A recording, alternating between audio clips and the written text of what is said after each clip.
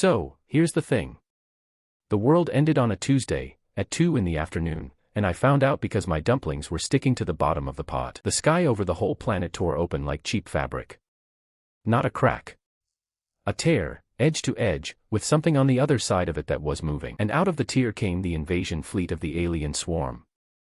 Living hive ships the size of mountain ranges, so many of them that the afternoon went dark and stayed dark. Billions of insect things poured down the sides of those ships like water off a roof. Our S-rank hunters, the guys who punch through mountains and ride swords through the clouds, were sitting on the ground crying. Not fighting. Sitting. On the ground. Crying, like toddlers who had a candy taken away. The strongest man in Japan was on a live news feed, on his knees, apologizing to nobody in particular. The president came on television and made the shortest speech in the history of speeches. He said humanity was over. He said he was proud of us. Then he took his glasses off, which is how you know a man means it. And me? I'm Lee Jean. I'm 18. My talent rank is F. And I was in my tiny, cheap, one-room apartment, boiling dumplings. Because honestly, if the world is ending in 5 minutes, I would rather meet the apocalypse on a full stomach. That is not bravery. That is just good planning. I should explain the F thing, because F does not really cover it. In this world you awaken to manna at 8 years old. Everybody does. Even the janitor at my school could float a mop. I have spent 10 years sitting cross-legged in the dark, breathing the way the free government pamphlets tell you to breathe, squeezing my whole soul like a tube of toothpaste, trying to get one drop out of it. Nothing. Not a spark. Not a flicker. If being talentless was a currency, I would own this planet outright and rent it back to you. I was not at the bottom of the food chain. I was under the food chain, in the dirt, being walked on by worms who had somewhere better to be. So. Dumplings. Sirens outside. Something up in the sky making a sound like a whale being folded in half. And then somebody knocked on my door. Not kicked it in. Not blew it off the hinges. Knocked. Politely.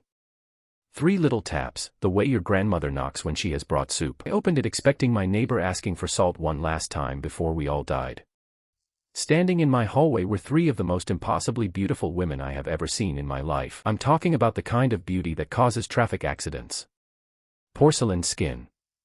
Faces that looked like they had been argued over by a committee of gods until every single god was happy. There was just one tiny detail. Behind their elegant backs, blades of chitin were slowly opening and closing, and huge translucent wings hung in the air, and looking at those wings for more than a second made the back of my skull feel cold. They tilted their heads at me, all 3 at the same time, in that cute little way, and said it together, in perfect chorus. Darling, we're here. Where are we spending the honeymoon? My brain played the Windows error sound. An actual dumpling slid off my spoon and landed on the floor with a small wet sound of defeat. Welcome to my life. I am the weakest human being on this planet, and I had apparently just become the husband of 3 queens of the alien swarm, who flew across the galaxy to eat my planet. Let's rewind 1 month, so you understand exactly how I got here. Before the sky opened, there was a game. A virtual reality game called Starfall. Everybody played it. Top guilds farmed raids in there, built clans, fought over legendary loot, held actual press conferences about their strategies. And me, I played a joke class. Intergalactic diplomat. I had 0 attack skills. My survivability was somewhere around the level of a wet paper napkin. What I did have was charisma. 999% of it. The stat sheet printed a little error message next to the number, because the developers never expected anyone to be stupid enough to put every point into talking. There was one boss in Starfall that nobody in the world had beaten. The Swarm Hive. Not a raid boss. A whole location. Guilds with thousands of members could not clear the first wave of monsters outside the front gate. And I found a bug. There was a maintenance corridor in the hive wall where the collision detection was wrong, and if you crouched in exactly the right spot with a stealth potion, you walked through the entire dungeon without a single fight. So I did. I crouch-walked for 3 hours through the greatest unbeaten raid in the game, past monsters that had eaten whole guilds, humming to myself, eating chips, and I got to the throne room. 3 queens of the swarm on thrones made out of something that was still breathing, with health bars so long they went off the top of my screen and came back around the other side. 3 thrones in the light. And a 4th one back and to the left, in a corner the render had not bothered to light, with something sitting on it that I could not see properly. I did not go over there. Remember that. That is the whole rest of this story. I used my class skill. Marriage contract. As a joke. Purely as a joke. I thought I would get a funny achievement, or a title, or at worst a very dramatic death animation to post online. Instead, all three absolute queens of the swarm lit up with little pink hearts over their heads. And they said, all together, the two words that ruined my life.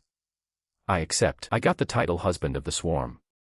I got a pile of loot so absurd that the auction house price checker refused to load. And then the servers went down that same night, permanently, no warning, no refunds, and I logged out laughing. I thought that was the end of a funny story. I thought I would tell it at parties, if I ever got invited to one. I was wrong. The servers did not shut down. The servers merged with reality, and now they were standing in my hallway, and my hallway is 1 arm wide. Let me introduce them, because you are going to be spending a lot of time with these three. The first one is Queen Arachne. Tall, dark-haired, moves like she is being poured rather than walking. There are spider mandibles folded at her waist that click quietly when she is thinking. Her presence pressed on the room so hard that the air had weight. Second is Queen Seraphine. The Leviathan. An ice princess with 2 small dark horns and eyes that made the sweat on my back go cold. She had not blinked once since the door opened. And the third is Queen Nova. Small. Looks about 14 and is somewhere north of 400 million years old. She had plasma blades holding her hair up instead of pins, and every so often one of them quietly melted a hole in my doorframe. Hubby. Husband. Darling. Arachne stepped inside without being invited, looked at my peeling wallpaper the way you look at something in a public bathroom, and said, "Why do you live in this filth?" Then, more brightly, "Shall I destroy this planet and build you a palace out of crystal instead?" No. No, no, the wallpaper is great, I said, and my voice came out about an octave above my usual voice. I love the wallpaper. It's vintage. Vintage is very in right now, because I understood the situation. I am not a smart guy, but I am not a slow guy either. One wrong word out of my mouth and Earth becomes a debris field with a nice name. And that is the exact moment somebody put a beam of light through my apartment wall. Bricks went everywhere. My rice cooker died instantly. And in through the hole came Beck, leader of the Golden Griffin Guild, S-rank hunter, national celebrity, and world-class piece of work. Behind him came my old classmate Una. A-rank. The girl who, 1 week earlier, had stood in the middle of our school courtyard and explained to about 200 people why my mana reading was a rounding error. All civilians clear the sector, Beck shouted, glowing with self-importance like a Christmas tree in a power surge.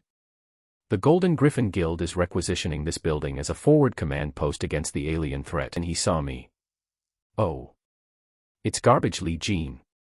Get lost before I step on you. Una folded her arms and did her little laugh, the one she uses in interviews. Jean. You heard him. Run along. Garbage doesn't belong here.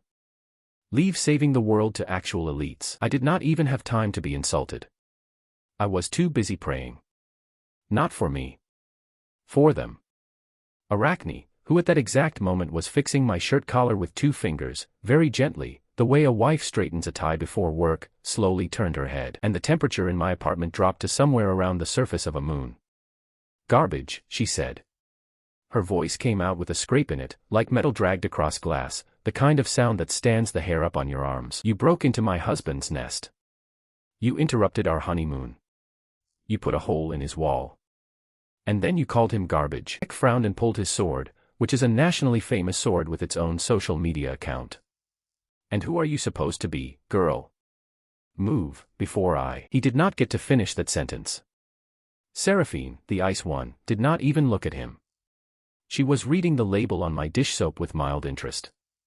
She lifted one hand and snapped her fingers. The S-rank hunter, the pride of the nation, a man whose aura makes buildings shake when he walks past them, went into my floor hard enough to go through it, and through the floor under that, and through the floor under that one. What was left behind was a hole shaped exactly like a man, arms out, legs apart, the way it happens in old cartoons. One snap. She did not blink. The strongest men in Korea simply left the building downward. Una froze. Her proud, expensive face went through about 17 shades of pale, in order, like a paint catalog. Her sword fell out of her hand and she did not notice. Nova giggled and tugged my sleeve. Hubby, this ugly human female is breathing the same air as you. That's so rude. Can I throw her into orbit? I'll make her a really pretty satellite. She can go around and around. Yuna made a sound I have never heard a person make and dropped straight onto her knees. What? What are you? Jean, what are they? She was shaking so hard I could hear her teeth. The girl who spent 6 years calling me dust under her shoe was now looking at me the way people look at a burning bush. I swallowed. 3 world enders were leaning against my shoulders. The pressure coming off them was so thick I had to think about breathing on purpose, the way you do when you suddenly remember your own tongue. Girls, I said, in a voice vibrating like a washing machine with a brick in it, we don't throw people into orbit before lunch. It ruins the appetite. Whatever you say, darling. I said it in chorus, and they smiled at me, and it was the sweetest, warmest, most angelic set of smiles I have ever received in my life, and every hair on my body stood straight up. I almost died, face with a drop of sweat. My life had turned into a surreal nightmare and I had no idea how to get out of it. I just stood there with my soul visibly outside on the balcony having a cigarette, and that is when a blue window opened in the air in front of my eyes. Perfect husband system activated, it said. Universal threat status, 99% probability of total annihilation. Keep your wives happy. Their happiness gauge is displayed above their heads. If a wife becomes upset, her swarm instinct triggers, and the earth is ground into powder. Reward structure. For each act of husbandly care, you receive 10% of that wife's stats. Hold on. What? I looked at the menu floating in the air over my ruined kitchen. There was a list. A little glowing chore list, like the ones people stick on a fridge. Arachne wants a head pat. Reward, 10,000 strength. Seraphine is hungry. Reward for cooking dinner, the skill divine regeneration. Are you kidding me? I spent 10 years meditating in the dark. I ate bitter pills that a man sold me out of a van. I paid for a talent awakening seminar with money I did not have. And now I'm being offered godhood for doing the dishes at an alien's house. I raised one shaking hand and patted Arachne on the head. Queen of Spiders, whose armies were at that moment parked on Earth's orbit in a formation you could see from the ground with the naked eye, made a small happy noise and pushed her cheek into my palm like a cat. Arachne's happiness gauge has increased. You have received 10,000 strength. My muscles caught fire. Energy went through my veins so hard my vision went white at the edges, and I accidentally closed my hand on the cast iron doorknob I was holding. It came apart into dust. Not bent. Dust. It ran out between my fingers like flour. My eyes went wide. My brain, which had been running at the speed of a wet napkin for 18 years, suddenly ran the math faster than it has ever run anything. If I wash their dishes, I get stronger than every hunter alive. If I rub their feet, I get stronger than whoever built this universe. I looked at Yuna, still on the floor, still crying, still waiting to be turned into a decorative satellite. I looked out my broken window at the several trillion alien warships covering the sky. You know what? Earth is great. Earth is lovely. I have a lot of good memories on Earth. But godhood through foot rubs is the best deal any human being has ever been offered, and I was not going to be the guy who turned it down. I took a long breath. I brushed the brick dust off my shoulder.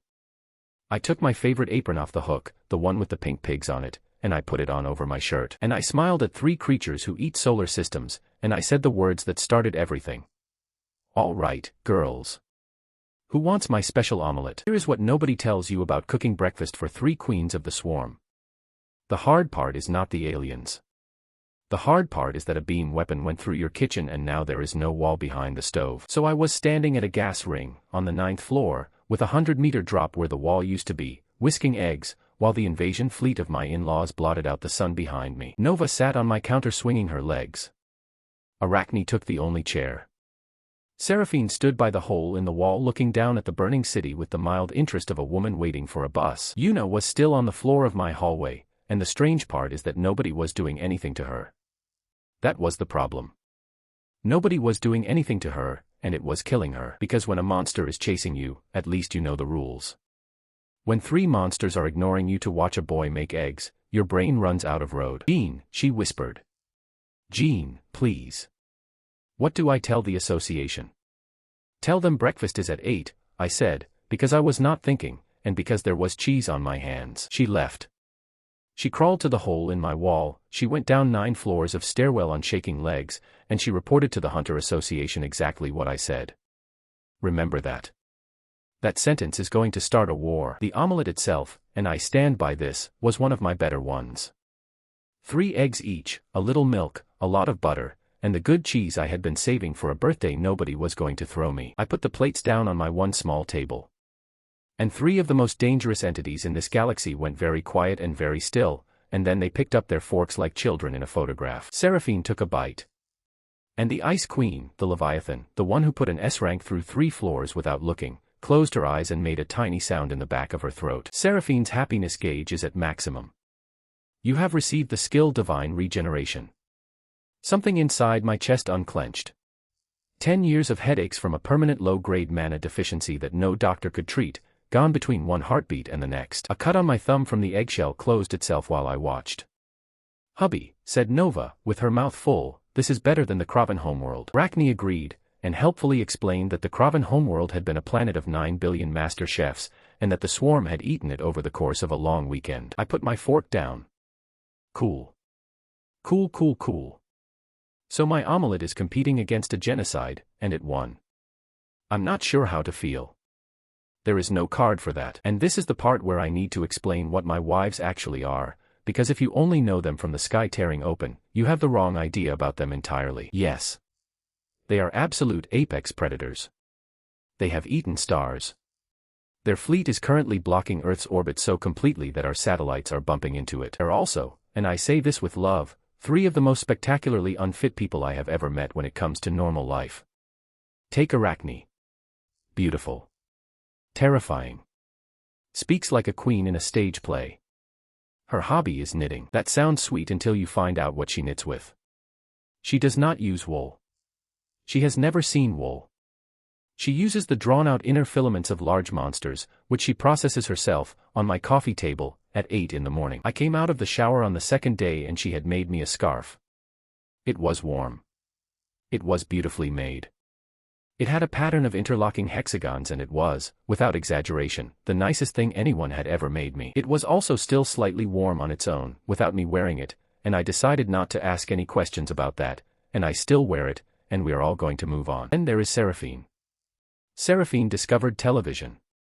Specifically, she discovered the daytime dramas, the cheap ones, the ones with 40 episodes where a rich man's mother throws water in a poor girl's face. Within 1 day she had watched 60 episodes. Within 2 days she had opinions. Within 3 days she had started acting like the mother-in-law from those shows, and her target was me. She would look at the way I folded a towel and say, in the flat voice of a woman who has been personally wounded, "In my hive, we fold them the other way. But of course, do it however you like. It's your home." It is my home. It is literally my home. I paid the deposit on this apartment. That did not help me even slightly.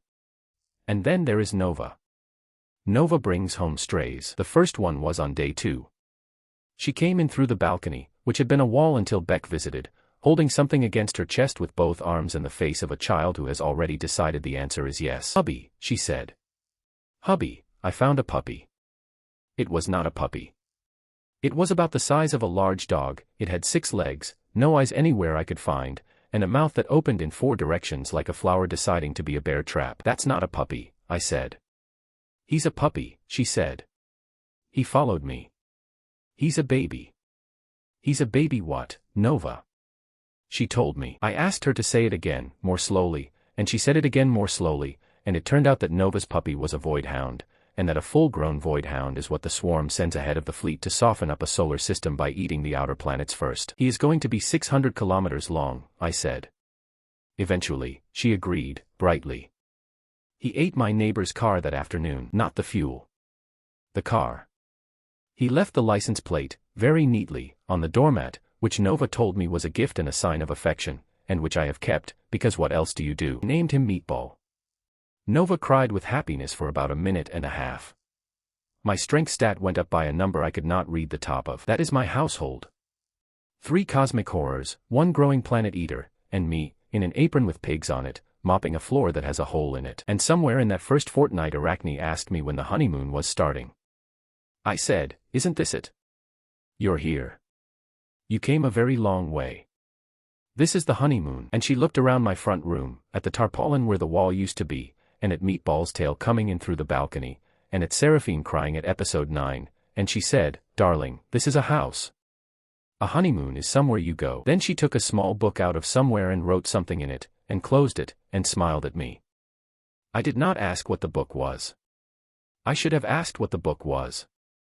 Now let's talk about what the rest of the world thought was happening. Meanwhile, at the emergency session of the Global Hunter Association, in a bunker under a mountain, 400 of the most powerful people alive were watching Yuna's helmet camera footage on a very large screen. At the head of that table sat Chairman Kong.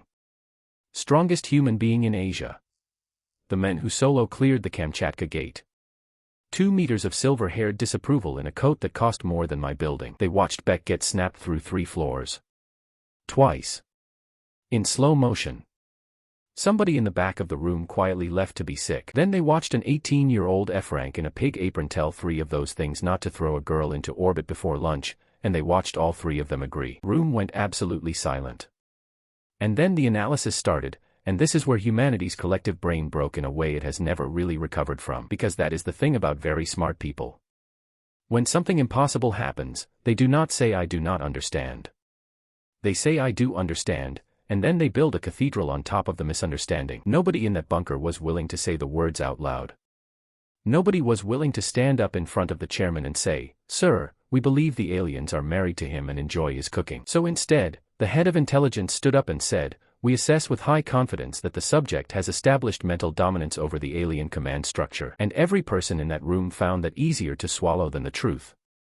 They had a name for me within the hour. They called me the handler.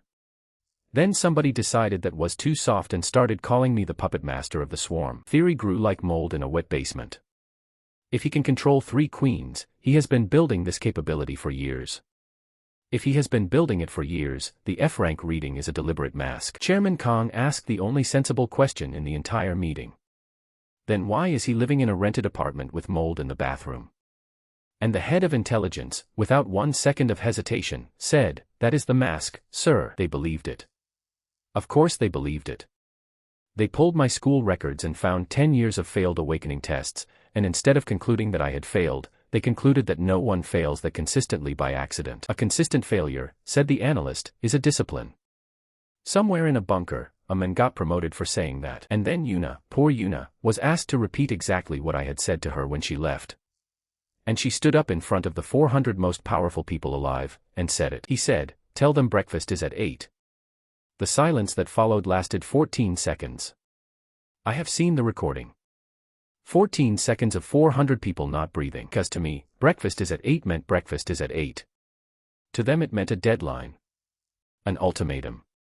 A time by which something has to happen or the planet is over. They put it up on the big screen in letters half a meter high.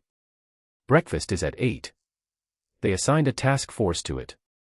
They argued for 3 hours about whether breakfast meant the human race and whether 8 meant hours or days. A general from a country I will not name proposed a preemptive strike, and Chairman Kong told him to sit down, and he sat down so fast his chair moved. And the whole time, I was upstairs, scrubbing scorch marks off my ceiling with a sponge, thinking about whether the corner shop still had eggs, because at the rate these 3 were going through eggs I was going to need a supplier. The system, meanwhile, was making me a monster. That is the part nobody could have modeled, because nobody knew the rules. Every plate I washed, every head I patted, every time I remembered which one of them liked her tea with the ice still in it, the numbers went up. You have received 40,000 vitality for remembering Seraphine takes her tea cold. You have received the passive skill Iron Palette. You have received 112,000 agility for catching a falling teacup. By the end of the 3rd day I could hear conversations happening on the far side of the city. On the 4th day I picked up my sofa with one hand to get a sock out from under it and did not notice anything unusual until I put it back down. I was not training. That is what I want to get across. There was no mountain. There was no waterfall. There was no old master. There was a boy with a cloth and a spray bottle, going up in power like a rocket, and never once looking at the numbers because the numbers were boring and the laundry was not going to do itself. And on the 5th day, my wives got bored. I should have seen it coming.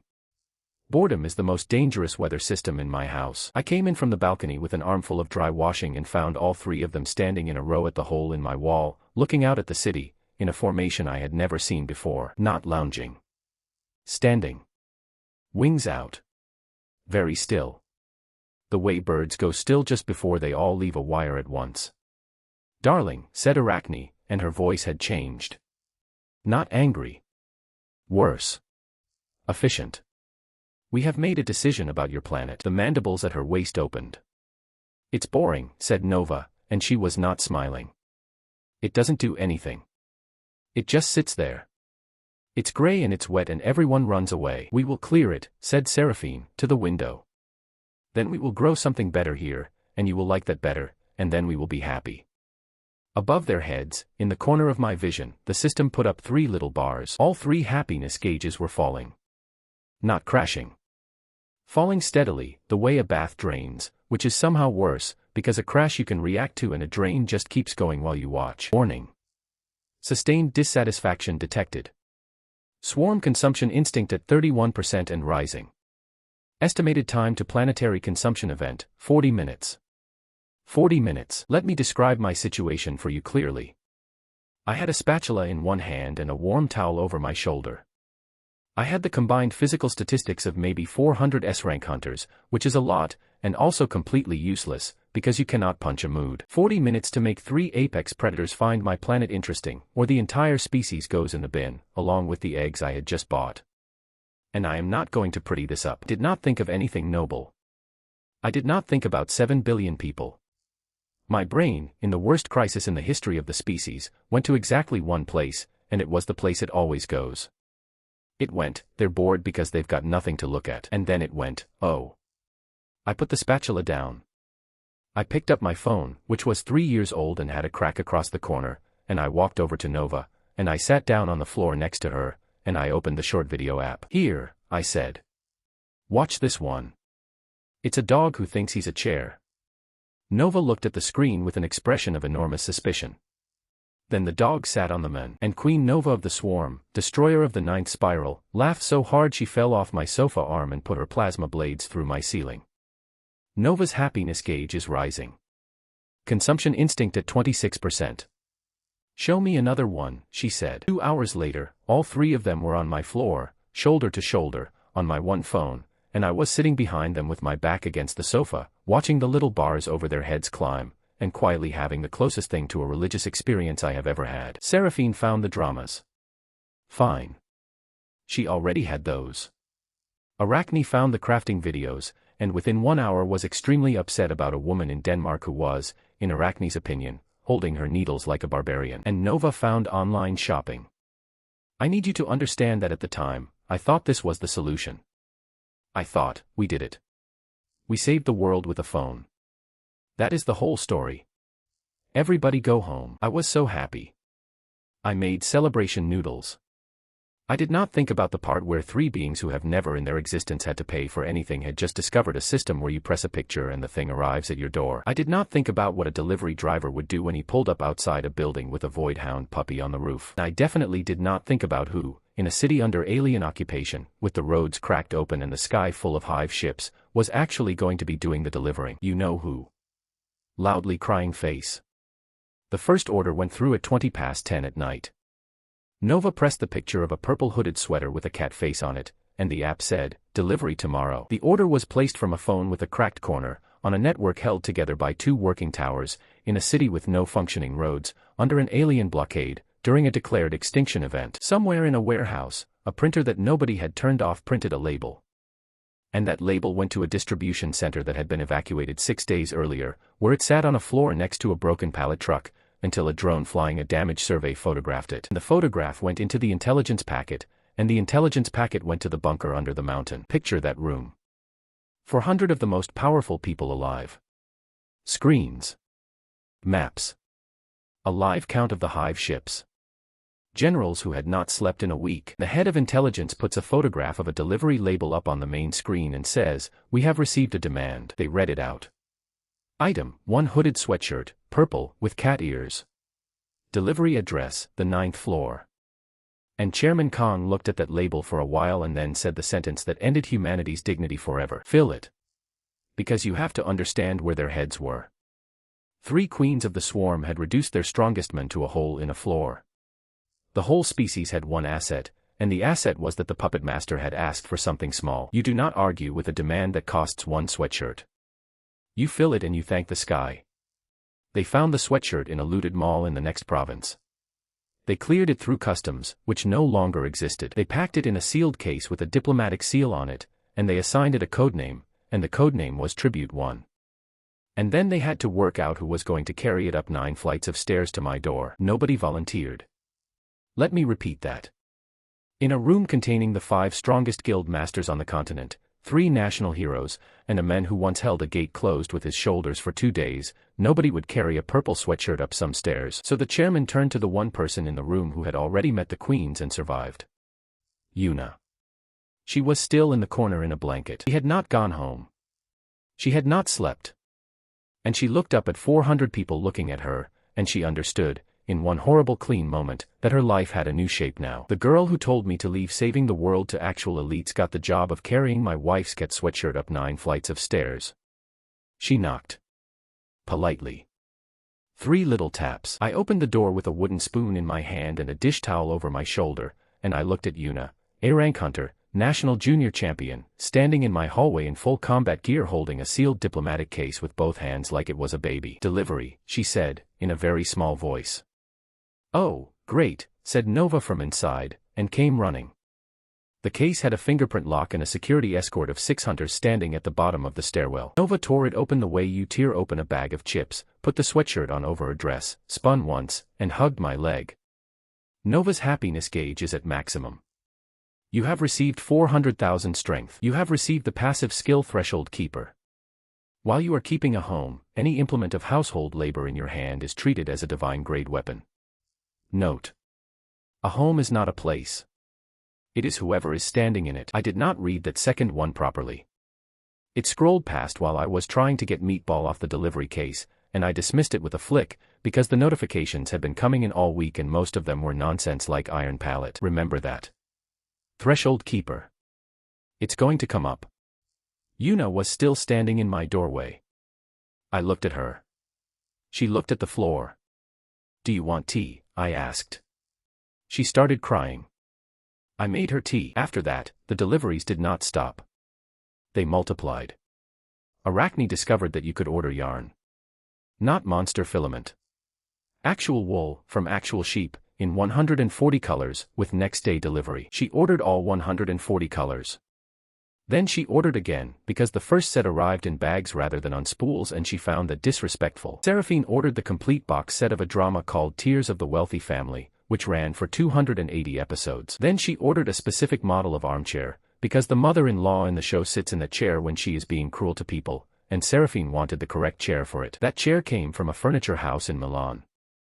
It came by military transport aircraft, with a fighter escort, into an airport that had a hive ship parked over it. Nova ordered dog beds. 40 of them, because Meatball kept outgrowing them, and because Nova had decided that a puppy who does not have a bed in every room is a sad puppy. And all of it came through the association, because the association had decided that letting a civilian courier company handle the puppet master's requisitions was an unacceptable risk. They gave it a name. The Tribute Protocol. They wrote a manual for it. It has chapters.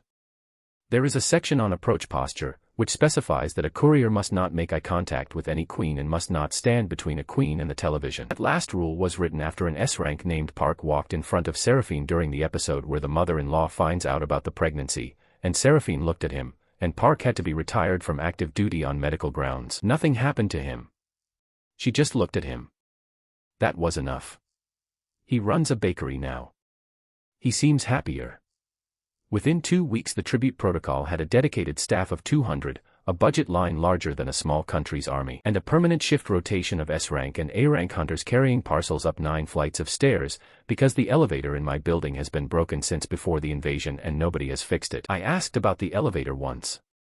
They fixed it in 5 hours. They flew a man in from Germany. And the entire time, in the bunker under the mountain, the analysts were building the cathedral higher, because from the outside, this all looked like something. The yarn in 140 colors was assessed as a signals capability. One analyst produced a 40-page paper arguing that the color sequence of the deliveries encoded fleet movement orders. And he was right in the sense that the sequence did correlate with fleet movements, because whenever Arachne was in a good mood the ships drifted into a looser formation. 40 dog beds were assessed as a biological containment program. And the armchair from Milan was assessed as a throne. They had a name for me on the news by then. Not the Puppet Master. That one had got out and the public did not like it. The networks had settled on something with more dignity. They called me the Quiet King. I found out about that while I was on a ladder cleaning bug guts off my light fitting, because Meatball had caught something in the stairwell and brought it home to show me. The television was on. Seraphine was watching her show. The news came on between episodes and there was a photograph of my face from my school records, which is a photograph where I am 14 and have a bowl cut, and underneath it, in letters bigger than the photograph, it said the Quiet King. I nearly fell off the ladder. Nova looked up. "Hubby, is that you?" "That's me." "You look sad in that picture." "I was 14, Nova." Everyone looks sad at 14. She thought about that very seriously for a while and then said she was going to go and find whoever took the picture and have a word with them, and I had to spend 20 minutes talking her out of it, which cost me a chapter of a knitting video and a cup of cold tea. And that is roughly where Chairman Kong stopped being able to live with himself. I have some sympathy for him. I really do. Put yourself in his coat. You are the strongest human being in Asia.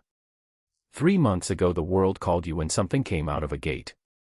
You have never in your adult life been afraid of anything with a face. And now you spend your days signing off on purchase orders for wool, and your best people are carrying bags upstairs for an 18-year-old with an F-rank card and a bowl cut in his file photo. Every instinct that made him what he is was screaming that this was a slow surrender. That the tribute protocol was not diplomacy, it was feeding. That every parcel made the thing on the 9th floor a little more comfortable and a little more permanent. He was not entirely wrong. That is what makes it hurt. He was reading a real pattern.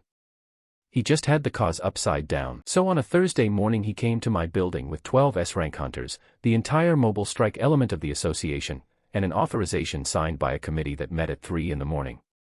They came up the stairs. All of them. In boots. Down 9 flights of stairwell that I had scrubbed on my hands and knees 2 days earlier, because Meatball had been sick on the landings and because I have never in my life been able to walk past a mess in a place where I live. I heard them coming. Of course I heard them coming. By that point I could hear a man cough on the other side of the river. I did not stop mopping. I had done the hallway. I was halfway through the main room, and the thing about a floor is that you cannot do half of it, because then you have a line down the middle of your home and the line is all you can see forever. The wives were out. That is important. Arachne had taken the other 2 up to the fleet to check on something, and I had the flat to myself for the first time in 3 months, and I had a bucket and a podcast and I was, genuinely, happy. The door came off its hinges.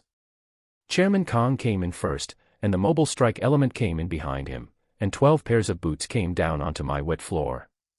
All 12 had come up 9 flights of a stairwell with a void hound living in it. Floor was clean for 8 seconds after they entered. I watched the prince go across it. Left, right, all the way to the middle of the room, and then a set of skid marks where one of them turned. "Li Jin," said Chairman Kong. He had a very good voice. Deep, calm, built for the moment. By authority of the Global Hunter Association, you are designated a hostile intelligence and your existence is terminated as of now. Then he raised his hand and lit up the whole room.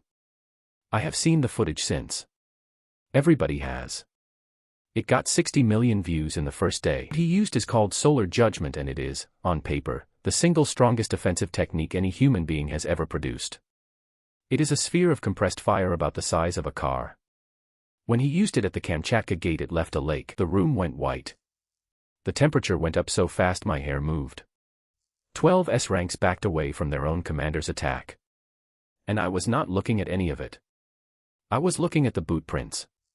Because I had done that floor twice. I did it on Tuesday and then Meatball came in through the balcony with something in his mouth and I did it again on Wednesday, and it was Thursday, and the mop water was still warm in the bucket, and there were now 12 sets of prints across it with stairwell on the bottom of them. Somewhere far away I heard the chairman shout something about the fate of the species. And I said, without looking up, "Boots." I swung the mop. I was not attacking him. I have gone over this 100 times in my own head and I am telling you the honest sequence of events. I swung the mop the way you swing a mop when someone has walked mud across a room you just did. Sideways. Flat. in their general direction. It is a gesture of complaint. My mother used to do it at my father with a dish towel. Threshold keeper activated. Implement recognized. Household labor multiplier applied. The mop head came round in a low flat arc about knee height, and it did not touch anybody, and the wind came off it. Not a shock wave. Wind. A single enormous rolling gust, low to the ground, the kind of thing that comes off the sea before a storm, except it came out of my living room. Solar judgment went out like a birthday candle. Then the wall went. Then the wall behind that one went. The gust went out through the side of my building, over the car park, over the river, and it kept going. Chairman Kong and 12 S-rank hunters left my apartment horizontally at a speed that the association later described in its report as, and this is a direct quote, not consistent with survivable human displacement. They survived. They all survived. That was the worst part for them. They came down 240 kilometers away, in a rice field, across an international border, and the first thing that happened was that a very old farmer walked over and looked at the strongest man in Asia lying in his flooded field in a designer coat, and asked him if he was all right. Reaction 1, the enemy. Chairman Kong sat up in that rice field and coughed, and then looked at his own hands, and then said, out loud, to nobody, it was a mop. He said it 5 or 6 more times over the next hour. His people got very worried about him. Reaction 2, the world. Within 90 minutes the footage was everywhere, and the analysis was unanimous and completely insane. He countered a full solar judgment with a casual gesture. He did not even face his opponent. The mop is clearly a sealed divine artifact disguised as a cleaning tool.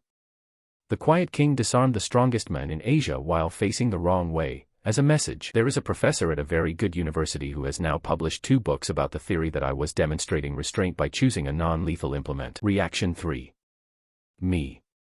I stood there in the wreckage of my apartment, with the wind still going out over the river, and 2 walls gone, and the afternoon light coming in where my kitchen used to be, and I looked down at the floor. At the 12 sets of boot prints, which were still there, because blowing a wall out of a building does not clean a floor, it just gives the floor a better view. I said, out loud, to my empty ruined home, oh come on. Then I went and got the bucket and I did it again. I was on my knees with a cloth when the girls got back. Arachne came in through where the balcony had been, looked at the missing walls, looked at me scrubbing, and understood the situation instantly and completely wrong. Darling, she said, delighted. Did you fight? No, I said. Somebody walked on the floor, and Queen Arachne of the swarm put her hand over her mouth and said, oh, that is so much worse, and then went to tell the other 2, and I heard the 3 of them being extremely impressed about it in the next room. My strength went up by another 100,000 for reasons the system did not explain and I did not ask about. That night, the Global Hunter Association held its second emergency session in a month. They did not talk about attacking me again. That subject was closed forever. They talked about the tribute protocol, and about expanding it, and about whether the elevator repair should be considered a precedent. And at the end, Chairman Kong, who had been flown home from a rice field, stood up and said, we will not raise our hand to him again. Whatever he is between us and them, and he is standing there in an apron. That last part was not meant to be poetic. He was just describing what he saw. But it got out, and it went on posters, and there are people with it tattooed on them now. Meanwhile, on the 9th floor, with 3 walls missing and a tarpaulin up, I was serving dinner. Nova put her chin on the table and said the 4 words that ended the quiet part of my life. Hubby, I'm bored again. Above her head, the little bar started sliding down, and Arachne looked out through the tarpaulin at the gray wet city and said, thoughtfully, we have watched all of the videos of this planet now. All of them, I said. All of them, said Seraphine. Consumption instinct at 19% and rising. Right. Okay. So the phone trick had a shelf life, and the shelf life was about 2 months, and I was now going to have to find something on this planet that could entertain 3 beings who have personally ended civilizations for fun. Something big. Something dangerous. Something with a queue and a gift shop. And I was standing at my sink, drying a plate, when it came to me, and I want everyone to understand that at the time it felt like the best idea I had ever had. Girls, I said. How do you feel about a theme park? And Arachne got the little book out and wrote, without looking up, attempt number 1. Attempt at what? I said. Honeymoon, darling, she said. Dry your plate. Here is the problem with taking 3 queens of the swarm to a theme park. There are no theme parks anymore. There is not a functioning amusement ride left on this continent. The big one on the coast has a hive ship sitting on it. The one in the mountains got evacuated in week 1 and the log flume is full of rainwater and a family of foxes. So I sat on my sofa at 1 in the morning with a cold cup of tea and I actually thought about it, the way you think about a problem when the alternative is the end of the world. What is a theme park, really? Strip the paint off it. What are the parts? You queue for a long time. There is a big scary thing that roars at you. There is a person in a suit who takes photographs with you. There is food that is too expensive. There is a gift shop at the exit and you buy something stupid and you are happy on the way home. And I sat there in the dark and I thought, we have all of that. We have every single piece of that. We just call it a gate. So the next morning I called the association. I need to tell you about the hotline, because the hotline is one of my favorite things in this entire story. After the mop, they installed a direct line to my apartment. Red phone. Actual red phone, on a little shelf, drilled into what was left of my wall by 2 engineers who would not look at me. It rings straight through to a room in the bunker where 3 people sit in shifts, 24 hours a day, waiting for me to say something. Picked it up and I said, "Hi, sorry to bother you, is there anything around here like a theme park? Something big. Something with a queue." Silence. Then a very careful voice said, "Sir, could you repeat that?" "Something with a queue," I said. "And a gift shop, ideally. They like buying things." I hung up. I made breakfast. I did not think about it again for 2 days. In the bunker, they did not sleep for 2 days because what they heard was not a boy asking about a fun day out. What they heard was the quiet king requesting a location with a controlled entry point, a holding area, a large hostile entity, and a supply node. They ran it through the analysis cell and the analysis cell came back within 7 hours with a unanimous finding. He is requesting an SSS rank gate. The argument that followed lasted the full 2 days. Half of them believed I intended to feed the swarm on demon flesh to keep it off human cities. The other half believed I was going to open the gate and let 2 apex ecosystems fight each other over our heads. Both halves were wrong and both halves were terrified, and in the end Chairman Kong, still walking with a slight limp from the rice field, made the decision, and the decision was the same decision as always. Fill it. They chose the Baked Gate. The Baked Gate is a standing SSS rank gate in the northern mountains. It has been there for 6 years. It has never been cleared.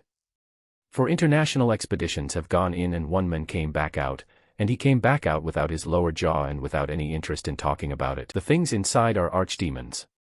Real ones, the classical kind, with the horns and the titles and the 1,000-year plans. The association's response to my request was to take that gate, the worst place on earth, and build a theme park entrance in front of it.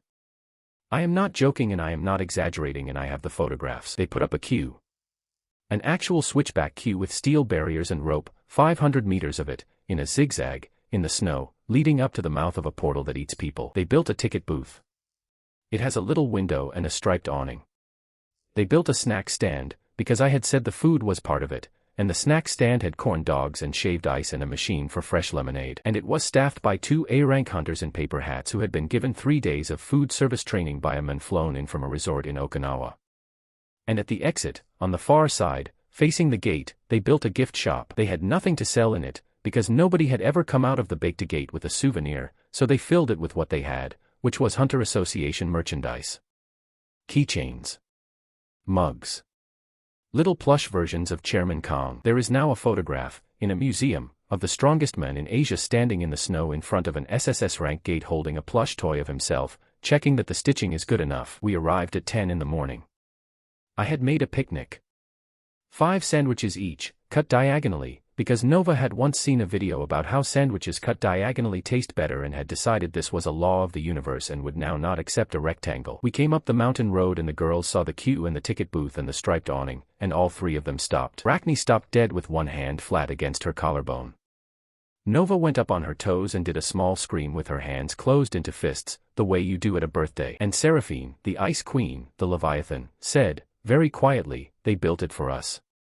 Their happiness gauges went up so fast the system put up a warning about overflow. And I stood there in the snow with a picnic basket and looked at 200 people who had worked for 48 hours without sleep in freezing conditions to build a fake theme park in front of the worst place in the world, because a boy on the phone said the word queue. I said thank you.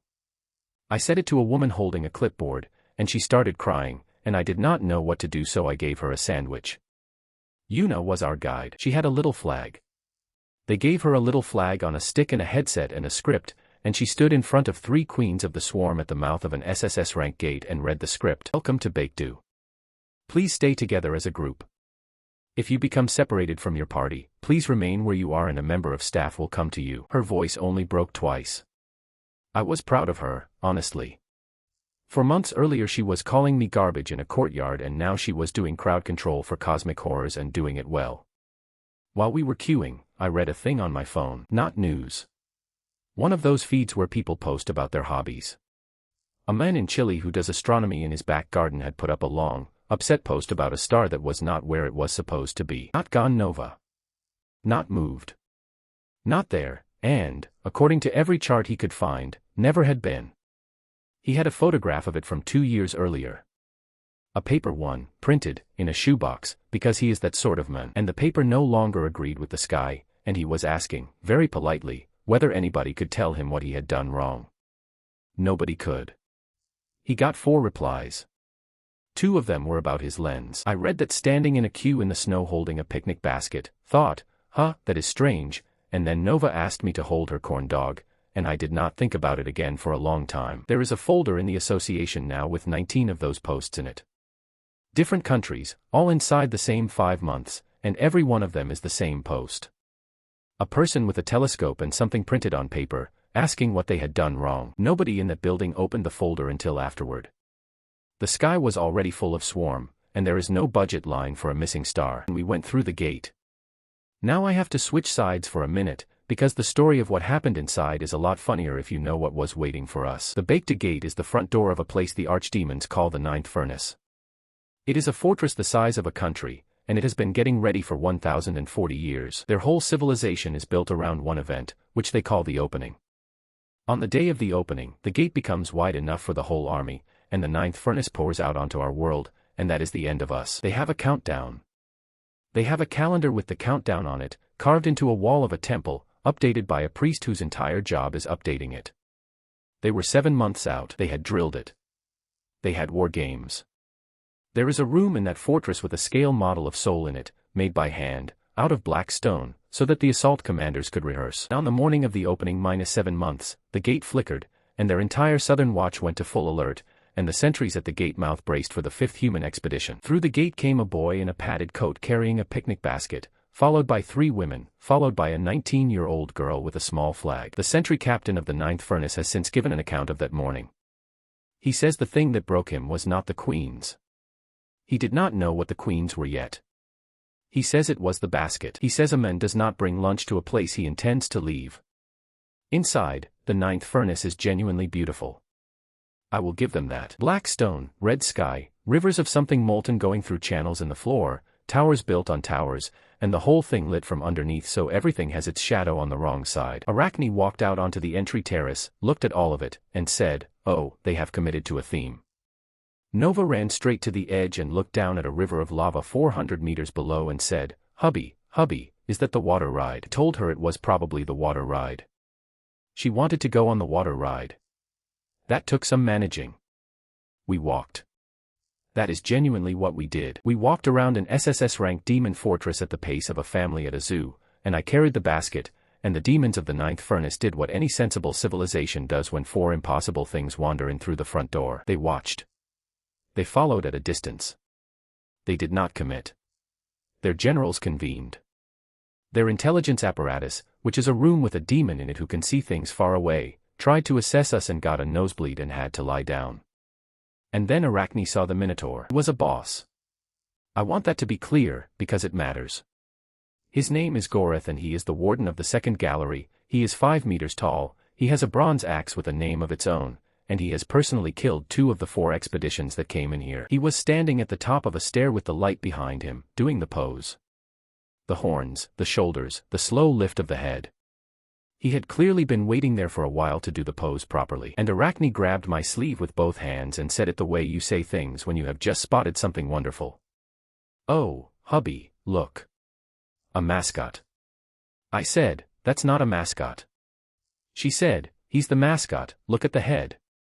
I want a photograph with him. Goreth, warden of the second gallery, killer of 2 expeditions, understood the situation about a full second before I did. Demons are not stupid.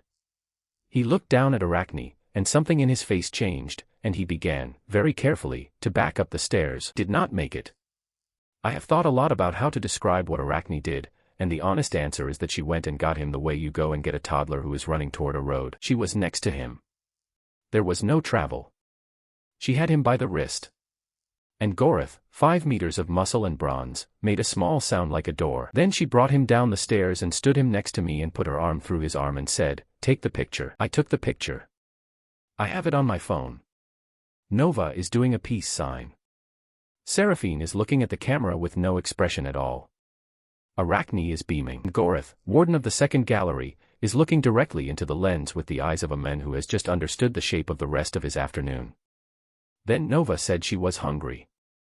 And this is how the barbecue happened. I had brought sandwiches, but Nova had been watching cooking videos and had views about grilling now, and there was a river of lava, and there was a very large demon standing right there who nobody was using. They put a hat on him. I need you to know that the hat was not my idea. Nova made it out of a banner she pulled off a wall, which turned out to be the war standard of the 9th Furnace's 3rd Legion, and she folded it into a chef's hat and put it on Goreth's head between the horns. Then she gave him a length of iron railing and a slab of something from the kitchens and said, "Cook." And he cooked. And credit where it is due. Goreth is a professional.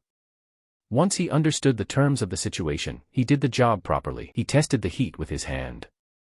He turned the meat when it needed turning. He asked, in a very low voice, whether anyone preferred it more done. Seraphine said she liked it more done. He did hers separately. At one point he brought me a piece on a shard of stone, holding it with both hands, and I said thanks, and he said, in a voice like a landslide, "It is nothing," and then went back to the grill, and I swear that for a moment we understood each other completely. Meanwhile, 500 meters away and one world over, the Hunter Association was watching all of this on a live feed because Yuna had a helmet camera. Of course she did. And the feed went back through the gate to a command tent in the snow where Chairman Kong and 40 senior officers were standing around a screen with their mouths open. Down in the war room, the high command of the 9th Furnace sat looking at a live scrying pool showing the warden of the second gallery in a paper hat, turning meat. One of their generals asked, out loud, whether this was a negotiation tactic. Another said it was psychological warfare of a sophistication they had not previously encountered. Nobody in that room was able to say the true sentence, which is that a small girl wanted a barbecue. Within a day the footage was public, because it always is. The analysis was immediate and enormous. He has subordinated an SSS rank boss entity in under an hour without combat. Note the deliberate use of the 3rd Legion's war standard as a hat. This is not a lunch. This is a demonstration of total contempt, staged for an audience of Demon High Command. There is a military academy that teaches that footage now. It is on the syllabus. It is called the Baked Demonstration. Meanwhile, up on the terrace, I was sitting on a rock, eating a piece of demon barbecue that was, honestly, some of the best meat I have ever had in my life, watching my wives argue about whether the lava river counted as a ride. I was thinking, I left the iron on. I had been ironing Seraphine's drama watching blanket that morning because she likes it warm, and the red phone rang, and I put the iron down, and I could not remember standing it up. That was my entire internal experience of the Baked Demonstration. A boy on a rock, in hell, with a full mouth, quietly working out whether his building was on fire. It was not, by the way. I stood it up. I always stand it up. But I did not know that for another 6 hours and it took the shine off the whole trip. And then, on the way back toward the gate, with everyone full and happy and Goreth carrying the basket because Nova had asked him to and he had stopped resisting anything, we ran into a human being standing in the middle of the black stone road. Alone. Black coat, silver hair, a sword on his back, and the specific posture of a man who has been standing in that spot for some time waiting for someone to arrive. "Stop," he said. I said, "Sorry." And he said, and I want you to hear this exactly as he said it, because I have been quoting it at parties ever since. "You should not be here. In this world, there is only one person permitted to grow stronger. And it is me." Loudly crying face. His name is Ha-Doyen. He is 26 years old, or 36, depending on which of his lives you are counting. And he had been waiting on that road, in that exact spot, for 7 hours. Here is his deal, and I got most of it from him directly, at volume, because he explained it whether or not anyone was listening. 10 years ago, Ha-Doyen died. He was the last man alive on a rooftop in a city that was mostly gone, and the thing that killed him came out of the baked gate on the day of the opening, and it was the end of everything. And then he opened his eyes and he was 16 and it was 10 years earlier and his mother was calling him for dinner. He got a regression system out of it. Blue windows, quests, a countdown, the whole set. And for 10 years he has trained alone, avoided attachments, refused every guild, and prepared for the one day he knows is coming. He knows the date of the opening. He knows the name of the thing that comes through it. He knows that 300 million people die in the first week, and he knows which subway station his mother is standing in when it happens. And before I go any further, that part is not a joke. What happened to that man is not funny. What is funny is his timing, because Hodoyan had spent a decade building toward a solo clear of the baked gate. 10 years. No friends. No days off. He ate the same meal twice a day for a decade because it was optimal. And he walked into the 9th furnace on the morning he had circled on his calendar since he was 16 years old, ready to die well, and found a picnic. You should not be here, he said. In this world, there is only one person permitted to grow stronger. And it is me. Nova, who had a corn dog she had smuggled in from the snack stand, looked up at him and said, "Are you a mascot too?" He did not know what to do with that. So he did what all of them do. He explained about the loop. He explained about the 300 million. He explained that he had seen my face before, actually, in the other timeline, in a list of the dead from the 4th week, unremarkable, no photograph, just the name. That part landed. I will admit that part landed.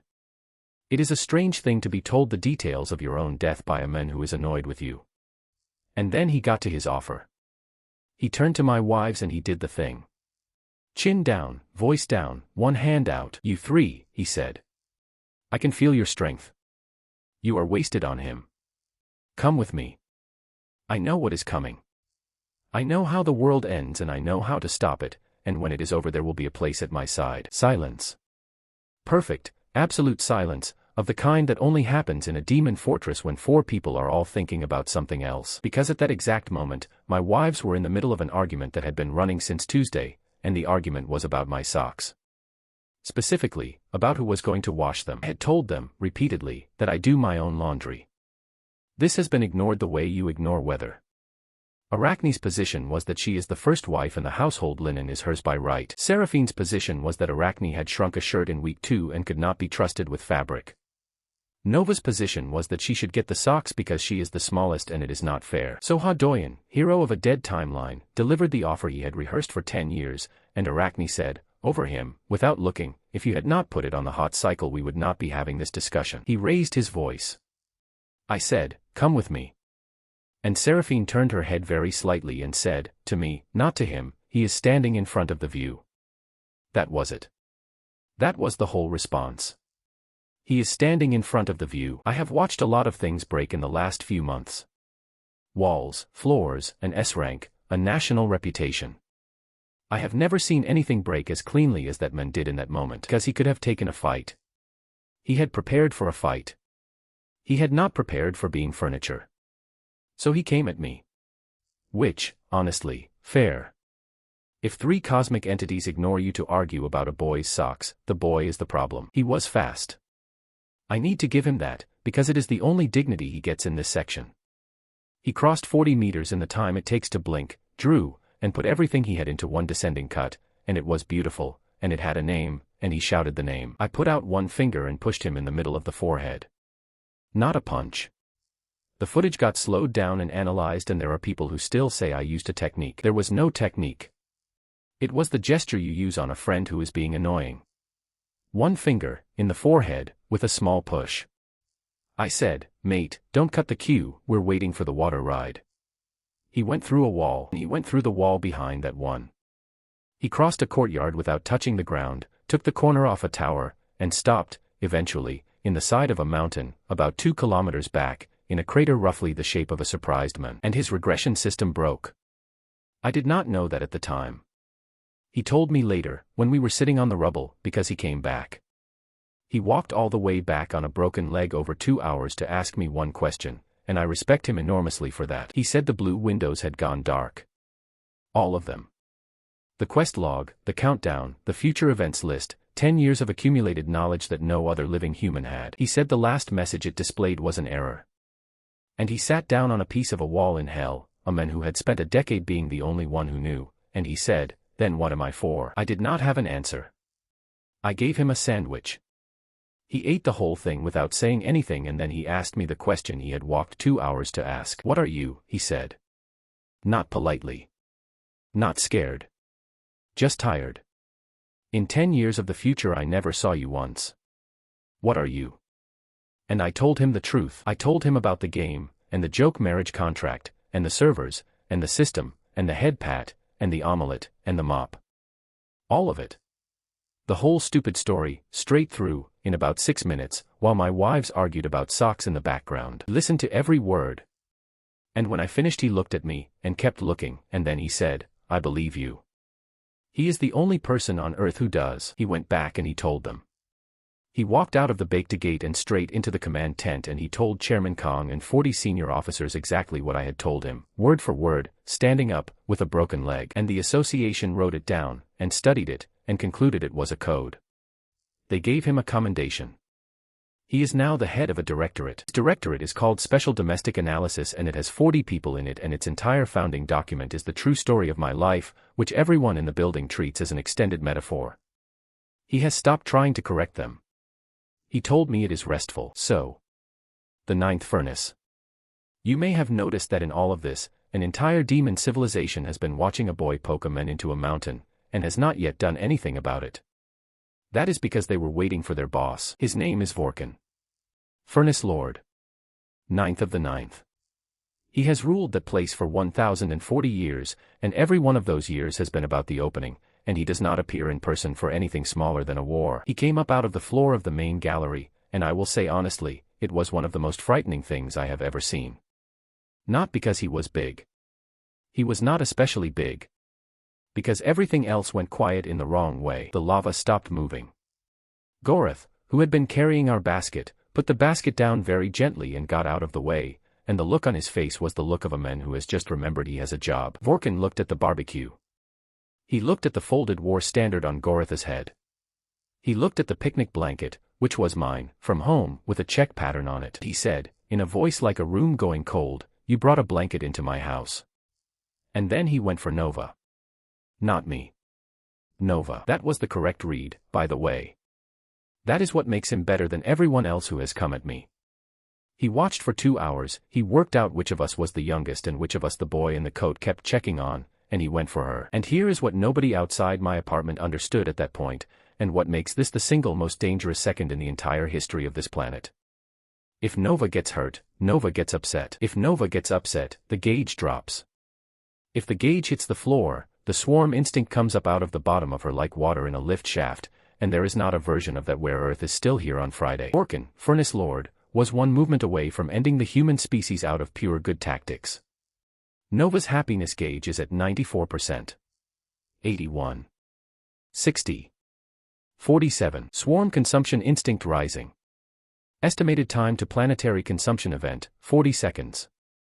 And I had a dish towel over my shoulder. I have had a dish towel over my shoulder in every scene of this story. Check. Go back and look. It is there when I open the door on day 1, it is there when Yuna delivers the sweatshirt, it is there at the gate. Take it off my shoulder maybe 200 times a day. Off the shoulder, snap it out flat, wipe, back on the shoulder. It is the most ordinary movement in my life. Threshold keeper. Implement recognized. I took it off my shoulder and I snapped it. There is a technique from a comic that everybody in my generation knows.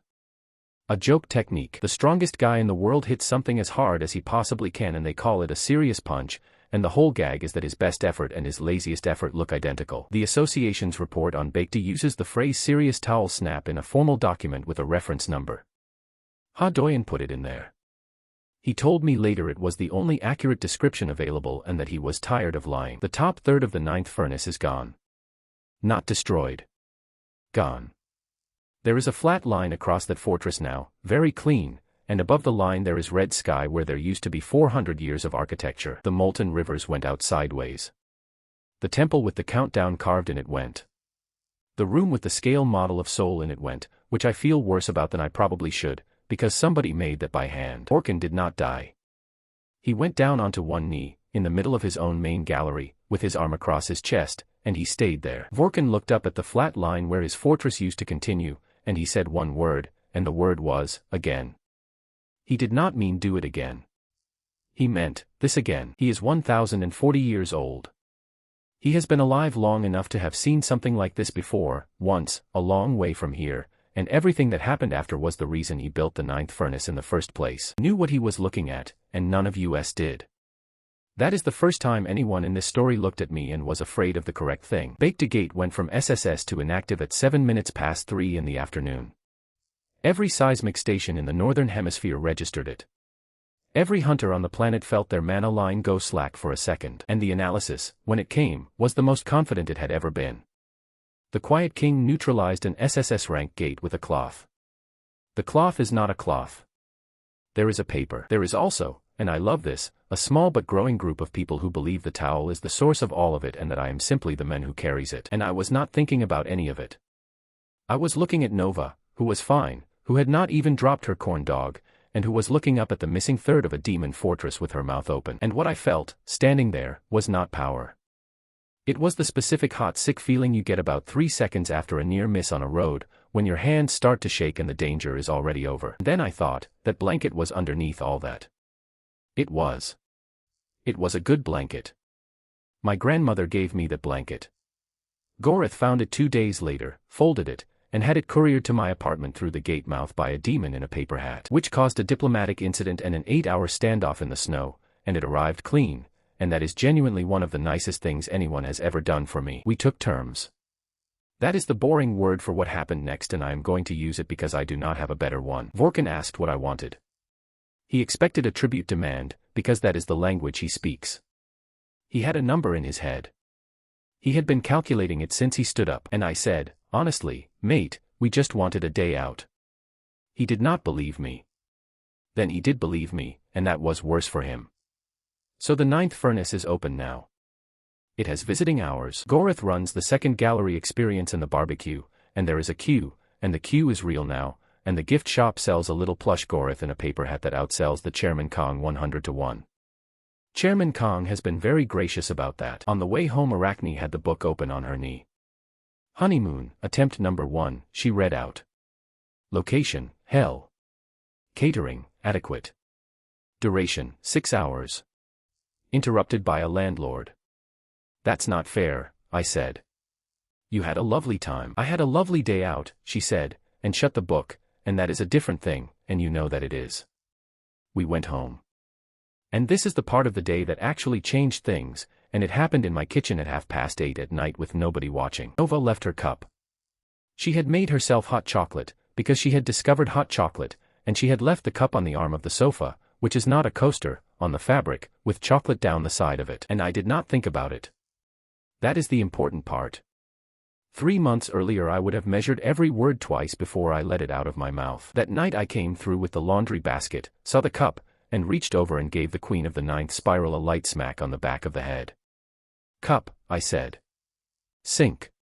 Now. And Nova, destroyer of worlds, said, sorry hubby, and got up and took her cup to the sink and washed it. Then she came back and put her head against my arm. And nobody in that room thought anything of it at all, and the sky did not fall, and the fleet in orbit did not move, and Seraphine did not even look up from her show. That is the moment I stopped being afraid of them. Which was excellent timing, honestly, because about 5 hours later, at 1 in the morning, every deep space array on the planet lit up at once. Something had entered the solar system. Something coming in fast and clean and under power, on a course that was not a course so much as an intention. I was asleep.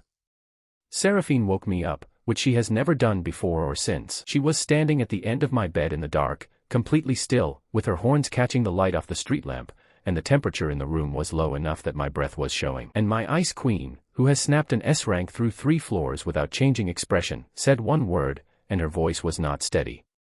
Him. The thing came into the solar system at 4 in the morning and stopped between us and the sun. Not near the sun. Between us and the sun. It parked there, and the light went out, and every person on the day side of this planet looked up at an eclipse that had not been in any almanac. It was the size of our moon. It was made of gray metal in a pattern that hurt to follow, and there were lights on it in rows, and the rows went all the way around, and it turned very slowly, the way a head turns when it is looking for something. That was not a ship. That was him. Ferrum. Emperor of the Machine Imperium. He does not travel in a ship. He is the ship. He grew into it about 6 million years ago and did not see a reason to stop. Behind him came the fleet, and I do not have a number for you, because the association's number and Arachne's number are different by a factor of 6 and neither of them will discuss it. And then he spoke, and he spoke to every human being at once. I do not mean he broadcast on our frequencies. I mean every person on the surface of this planet heard a voice in their own language, in their own head, at the same volume, at the same moment. Small world. I am Ferrum. I have come for what is mine. I will remove your atmosphere in 100 hours. This is not a threat. It is a schedule. 12,000 people died in the first hour from panic alone. That is the real number, and I know it, and it sits in me. And in my apartment, with the light gone gray and the fleet turning overhead, I was watching my wife. Seraphine had not moved since she woke me. She was still standing at the end of my bed, and the frost had spread from her feet across my floor and up the legs of my chair, and she was not doing it on purpose, which is the part that scared me. Above her head the bar was going down. Not the boredom drain. This was different. This was falling like something dropped. Seraphine's happiness gauge is at 19%. Warning. Seraphine's happiness gauge is at 14%. Critical. Swarm consumption instinct rising. Note. Instinct is not directed at this planet. That last line took me a second. Instinct is not directed at this planet. She was not going to eat Earth. She was going to go up there. Okay, I said. Okay. Sarah. Sit down. She did not sit down. Arachne came in from the other room and stopped in the doorway with an expression I had never seen on her, and Nova came in behind her and hid, behind Arachne's leg. And that is when I found out about the Concord of Ash. Here is the history, and I got it in pieces over the next hour, mostly from Arachne, because Seraphine could not do it. Swarm and the Machine Imperium have been at war for 10 million years. It is the oldest war there is. It was old before this solar system finished condensing. About 400,000 years ago they got tired. Both sides. And they wrote a treaty, and the treaty is called the Concord of Ash, and it ended the killing across 9 spiral arms. Every treaty that big has a seal on it. Their seal was a marriage. Seraphine, the Leviathan, youngest of the 3 queens, to Ferrum, Emperor of the Machine Imperium, signed. Sealed. Registered in whatever it is they use for a registry. 400,000 years old and still legally live on the day the sky over my apartment building tore open. And then a boy in a virtual reality game with all his points in charisma pressed a button as a joke, and a marriage contract went through in a system that turned out to be real, and my wife said, I accept. Nobody told me. That is the part worth sitting on for a second. Nobody told me. Not because they were hiding it. Because to them it was not a fact about me. It was a fact about her, and it was the worst fact she had, and you do not lead with that. I said, so he's here for you. And Seraphine said, without turning around, he is here to take me back and to remove the anomaly, and she did not say the word husband, she said the word anomaly, and that is when I understood how she had been thinking about this for the last 6 hours. She thought I was going to give her back. What she looked like, standing there, matters. This is a being that has ended stars. She holds her hands still when she is upset, and she was holding them very still. She had already made the arithmetic. Herself against a planet. She had done it in the dark while I was asleep, and she had come up with the answer that people like her always come up with, and she had come to tell me, and then she had not been able to say it, and had just stood there in the cold and said one word. Yeah, no. Not in my house. I got up. I put the kettle on, because that is what my hands do when my brain is busy, and I made her tea the way she takes it, which is scalding hot and then completely iced, in that order, which took me 2 weeks to get right. And I put it in her hands and I closed her fingers around it and I said, Sarah. You are my wife. That's not a thing I'm negotiating over. Drink your tea. And the Leviathan, 400,000-year-old signatory to the Concord of Ash, held a mug in both hands in a rented apartment on the 9th floor and started, very quietly, to cry. Seraphine's happiness gauge is rising. You have received the title consort of the deep contract. You have received 940 million vitality. The frost went back off my floor like a tide going out. Nova came out from behind Arachne's leg. And the fleet in orbit, which had been drifting into a shape that the Association's watch officers were describing as pre-hostile, settled. Arachne looked at me over Seraphine's head. Just for a second. And she said, quietly, so that only I could hear it, "Good." And then, still quietly, still only to me, she said one more thing, and I did not understand it for another 10 days. She said, "I am glad it is him." I said, "What?" She said, "Out of all the things that could have come here for you, darling, I am glad it is this one. He is only an empire." Then she went and counted the plates. She counts the plates twice when she is worried about me.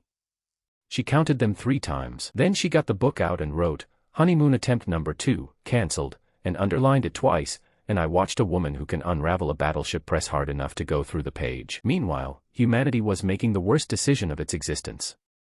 I understand why. I want that said before I go into it, because it is easy to laugh at from here and it was not funny from inside. For 3.5 months the human race had lived under an alien fleet, delivering parcels, carrying wool upstairs, watching its strongest men get blown into a rice field by a mop. Every institution on the planet had spent that time being polite to something it was terrified of. And then a second alien power arrived and announced, in every language at once, that it had come to destroy the swarm. Enemy of my enemy. Oldest bad idea in the book, and every single time, somebody picks it up and dusts it off and says, "But what if this time?" The faction had a name within a day. They called themselves the Iron Concord, which they got off Ferrum's own broadcasts, and their argument was not stupid. Their argument was, "We have no leverage, we have no weapon, and now a thing has arrived that hates the thing that has us." Their public face, their spokesman, the one who went on the emergency broadcast in a new coat with his hair done, was Beck. Yes. That Beck. Golden Griffin Beck. Hole in my floor Beck. He had spent 5 weeks in a hospital and then 8 weeks doing rehabilitation exercises with a physiotherapist who had to be told not to mention the video. He came out of it thin, and quiet, and with something behind his eyes that was not there before. I do not think he wanted power. I think he wanted the 13 weeks back. The Machine Imperium offered him an upgrade. That is their standard opening with any species. They offer the strongest local specimens a partial conversion, and it works, and it has worked on 9,000 civilizations, because it is not a trick. They do it. They deliver. You really do become stronger. They took Beck's right arm and gave him something better, and he stood in front of the world's cameras and lifted a tank with it. He got 400 volunteers by the end of the week. Real hunters. Good ones. A ranks with families. Ha Doyen, head of the Special Domestic Analysis Directorate, wrote a memo saying that the Iron Concord was walking into a livestock pen, and his memo was read carefully, and filed, and treated as a metaphor, because everything he writes is treated as a metaphor now. He came and sat on my sofa about it. He is the only person from that world who sits on my sofa. He had a beer and he put his head back and he said, "I told them and they thanked me," and I said, "Welcome to it." Meanwhile Nova had gone very quiet, and when Nova goes quiet you check. I found her on the roof of my building. She was lying on her stomach on the concrete with her chin on her hands, looking up at the fleet through the gap in the clouds, kicking her feet slowly. I sat down next to her. "Hubby," she said. "You said we need a new toaster." I had. It was true. Our toaster only did one side, and I had been putting off buying a new one because the tribute protocol had started intercepting my personal orders and treating them as diplomatic events and I could not face the paperwork. "Yeah," I said. "Eventually." And Nova pointed up at the largest concentration of military hardware ever assembled in this arm of the galaxy and said, "Look how many parts." I said no. I said it clearly, out loud, twice, with my whole face. What Nova heard was a boy being modest about a gift. She was in orbit in under 2 minutes. Now, I need to explain something about how my wives fight, because it is not what you are imagining, and the difference is the whole reason the Machine Imperium's first day went the way it did. They do not fight. Fighting implies an exchange. Arachne unravels things. That is the honest verb. She got that from the spiders, presumably, and what it means in practice is that she finds the one thread in a structure that is holding the rest of the structure in tension, and she pulls it. She did that to a Machine Imperium dreadnought, which is 14 kilometers of layered composite armor, and it came apart into a long neat ribbon, and she wound the ribbon around her forearm as it came, the way you wind wool. She kept it. It is in my hall cupboard. Nova does not unravel. Nova disassembles, in the specific way a child disassembles, which is to say happily, at speed, and with a project in mind.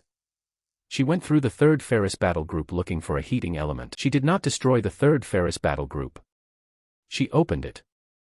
1,200 vessels, each one a sealed war machine crewed by conversion soldiers, and she went through them one at a time, taking the front off, having a look, taking what she wanted, and moving on. By late afternoon she had a pile floating next to her in vacuum.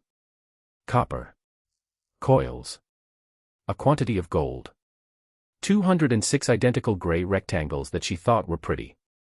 And, eventually, a heating element out of a plasma cycler that she was extremely pleased with. And Seraphine went and stood in front of the moon-sized thing that used to be her fiancé and did not say a word to him for 6 hours. Machine Imperium's casualty reports from day one are public now, because Ferrum published them himself, later, for reasons we will get to. They lost 31% of their forward strength in 7 hours to 3 individuals, one of whom was shopping. Ferrum did not rage. That is not in him. He recalculated. He had modeled the swarm queens as strategic assets with known force projection values, and he had brought a fleet sized for that model, and the model was wrong, and the reason the model was wrong was the part he could not process. His analysis, which he read out loud later, said, the queens are operating at approximately 4% of recorded historical output. 4%. They were not trying. They were doing errands. The Iron Concorde came apart in 30 hours. 400 volunteers watched Nova take the front off a battleship the way you take the lid off a tin, and 390 of them tried to give the arm back. You cannot give the arm back. That is also part of how it works, and 400 people found that out in the same week, and it is going to matter later. Did not try. He stood on a rooftop in the gray light with his new arm at his side and watched the sky come apart, and then he went home and did not come out for 4 days. And me, I made dinner. That is not a joke and it is not modesty. The greatest space battle in the recorded history of this galactic arm happened over my head between 5 and 10 in the evening, and I did the shopping, came home, put a stew on, and set 4 places. Because I had worked something out by then. It took me 3 months to get to it, and it is the only actually useful piece of wisdom I own. When the people you live with are having the worst day of their lives, you do not fix it. You cannot fix it. There is nothing you can do about the 400,000-year-old marriage treaty or the moon-shaped men. What you can do is have the lights on and the food hot when they come back. They came down at 10 to midnight. All 3 of them, through the tarpaulin, in that order, and Nova was carrying a heating element the size of a fridge and a look of enormous pride. Arachne had a ribbon of dreadnought around her arm. Seraphine had nothing and said nothing and sat down and ate 2 bowls. And I said, Nova, that's not going to fit in the toaster.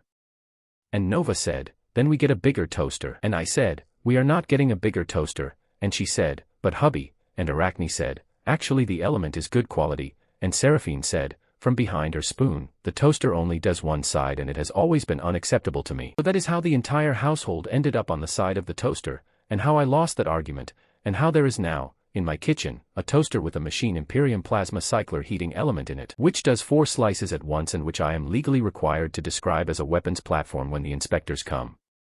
We were washing up when the sky said my name, not the world broadcast. Not the every language at once trick.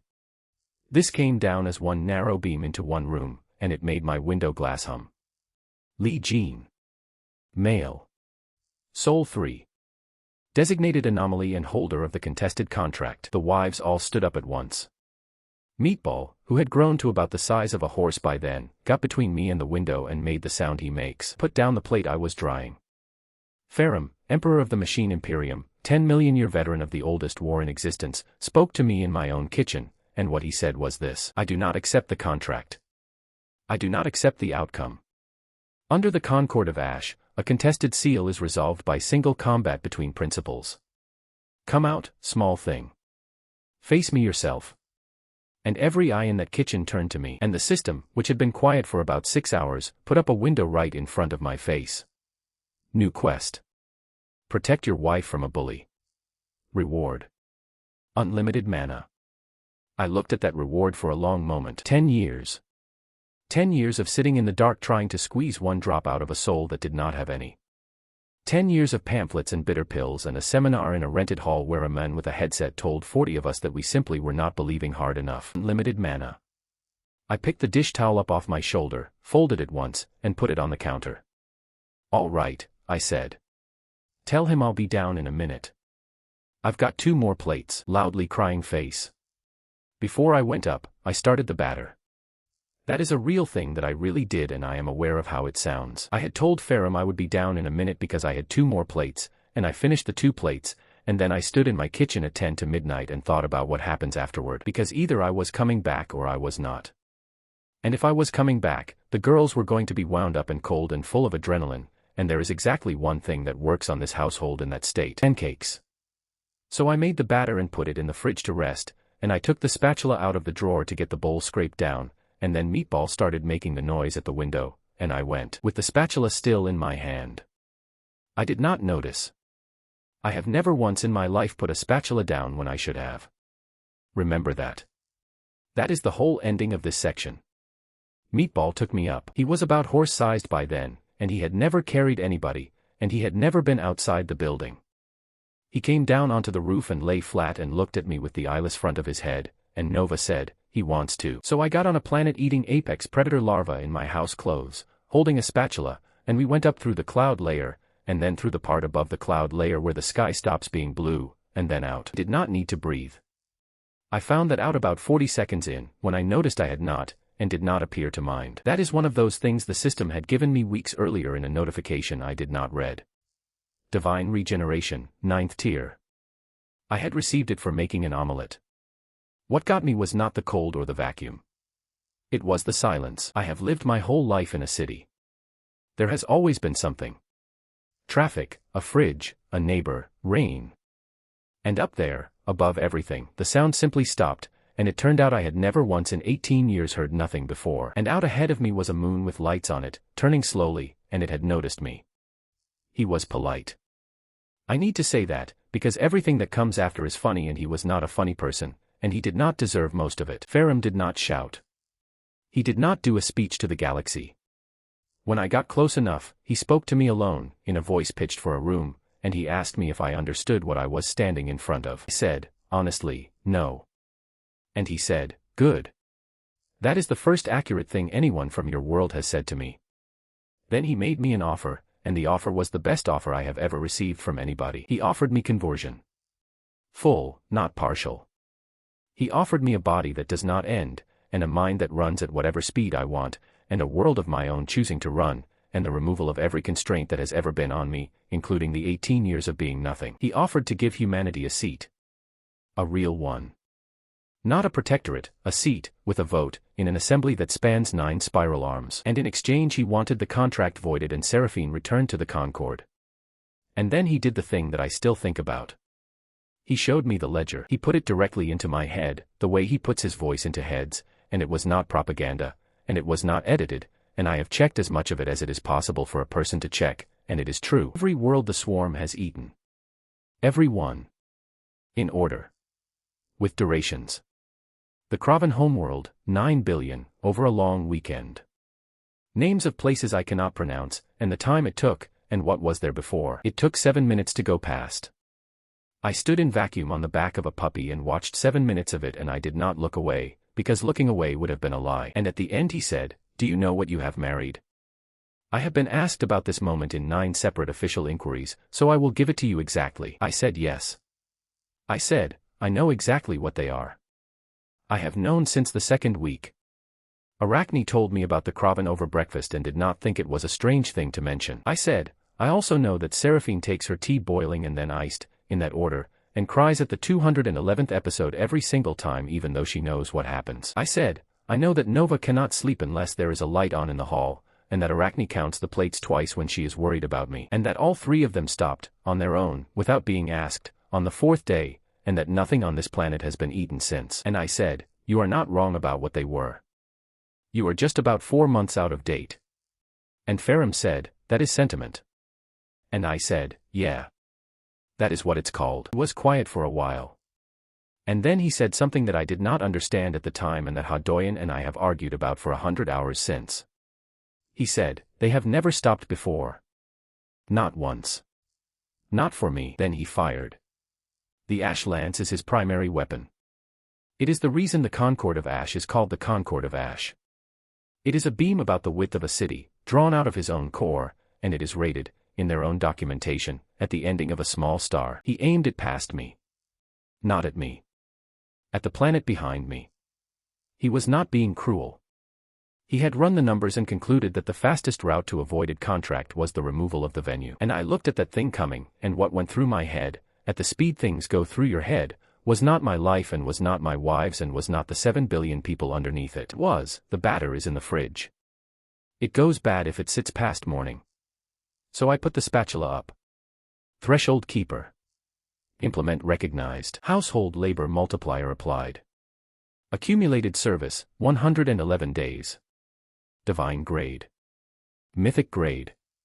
Grade exceeds table. You will want to know what it sounded like when the ash lance hit a kitchen spatula, and I already told you about the silence up there, so there was nothing.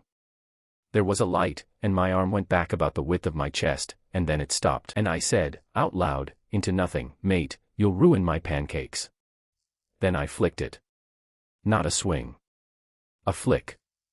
The motion you use to get a pancake off the pan and over, which I have done thousands of times, and which is in my wrist now and does not require me to think. The ash lance went back the way it came, past him, because he moved, because he is 10 million years old and he moved, and it went past him into the middle of the fleet formation and it hit the anvil. The anvil is their forge moon. It is where the machine Imperium makes the machine Imperium. It has been running continuously for 6 million years and everything they have ever built came out of it, including him. It is not there anymore. Reaction 1, the enemy. Ferrum turned. All of him, the whole moon-sized body of him, turned to look at the place where the anvil used to be, and every light on his surface went out at the same time, in one long ripple around the curve, and stayed out for 6 seconds. Then they came back on, and he said, in a completely level voice, I concede the challenge. Reaction 2, the world. Down below, the entire population of the day side had watched a light go up out of the atmosphere, stop, and come back down as something else. The association's telemetry recorded a reflection event of a magnitude they had no scale for, so they made a new scale, and the top of the new scale is one incident and the incident is named after a kitchen implement. Ha Doyen's directorate filed the report. It says, subject deflected a stellar-grade weapon using a spatula. Subject was not aiming. Subject was annoyed about batter. They gave him a second commendation. Reaction 3. Me was looking at my spatula. Because it was fine. It was completely fine. It was a $9 spatula from a supermarket, slightly warped on one edge from the time I left it leaning on a hot pan, and it had just turned an ash lance around and it did not have a mark on it. And I thought, I am never going to be able to replace this. Then Ferrum came and settled in front of me, and we had the conversation that ended the war. He offered terms. That is how his species does it, and their terms are formal and enormous. He offered reparations. He offered a withdrawal to the outer system.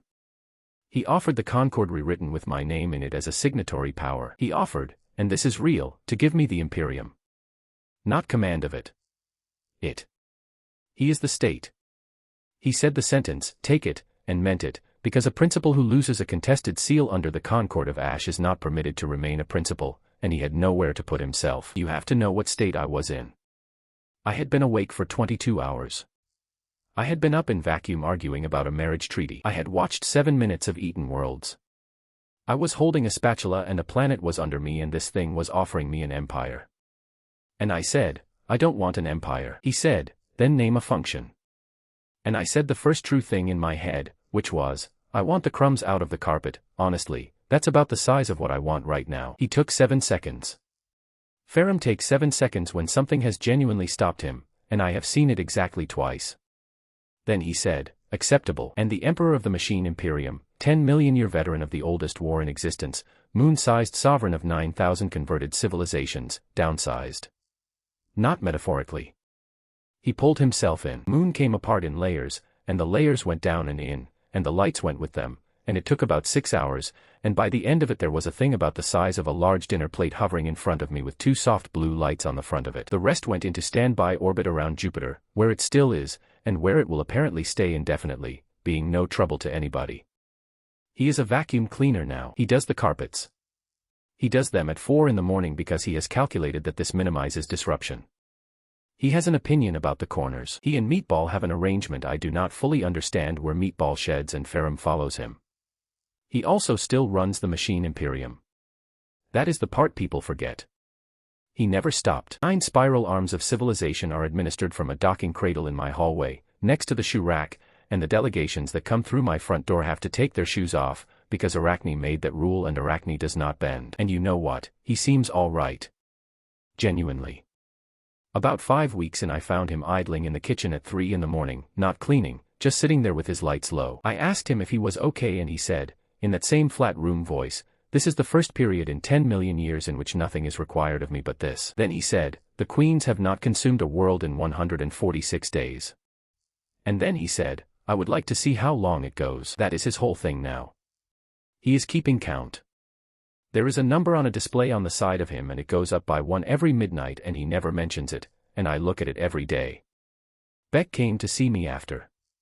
That is the last piece of this part. Came up the 9 flights on foot and he stood in my doorway with his new arm hanging at his side, and he had rehearsed something, and he could not get it out. I made him tea. We sat on the floor with our backs against the sofa because Seraphine was in the good chair. He said the Imperium was still in his arm and that he could feel it counting. He said he had asked 3 surgeons and all 3 had said the same thing. He said he had gone on television and told 400 people to do it. And Ferrum, who was on the carpet by the door doing the edge along the skirting board, said, without stopping, "I can take it out." Beck said, "Why would you?" And Ferrum said, "Because he asked me for the crumbs and not for the empire, and I am reconsidering several things." He took it out that night on my kitchen table. It took 40 minutes. Beck is one-armed now, and he says it is better, and he runs the courier rotation for the tribute protocol, and he carries parcels up 9 flights of stairs with one arm and will not let anybody help him, and we do not talk about the hole in the floor and we never will. System paid the quest that night, while I was doing the washing up. Quest complete. Protect your wife from a bully. Reward issued. Unlimited mana. And I stood at my own sink with my hands in the water and did the thing I had done every night for 10 years. The breathing out of the government pamphlet. The squeeze, like a tube of toothpaste, from somewhere behind the ribs. And it came. First time, a little cold blue light, about the size of a coin, sitting over my wet palm, doing nothing at all, going nowhere. The most ordinary magic there is. The kind the janitor at my school used to float a mop with. I looked at it for a while. 10 years. Bitter pills out of the back of a van. A seminar in a rented hall where a man with a headset told 40 of us we simply were not believing hard enough. My mother saying it did not matter, and my own face in the bathroom mirror telling me that it did. And now I had all of it. An unlimited amount, forever, no ceiling. It had arrived roughly 4 months after I stopped needing it, as a bonus, for defending my wife from her ex. I put it out and finished the plates. I have never used it since. Not once, not for anything. It is the single most powerful thing I own and I keep it the way you keep a certificate in a drawer, and every so often I take it out and look at it and put it back. So that was the machine Imperium.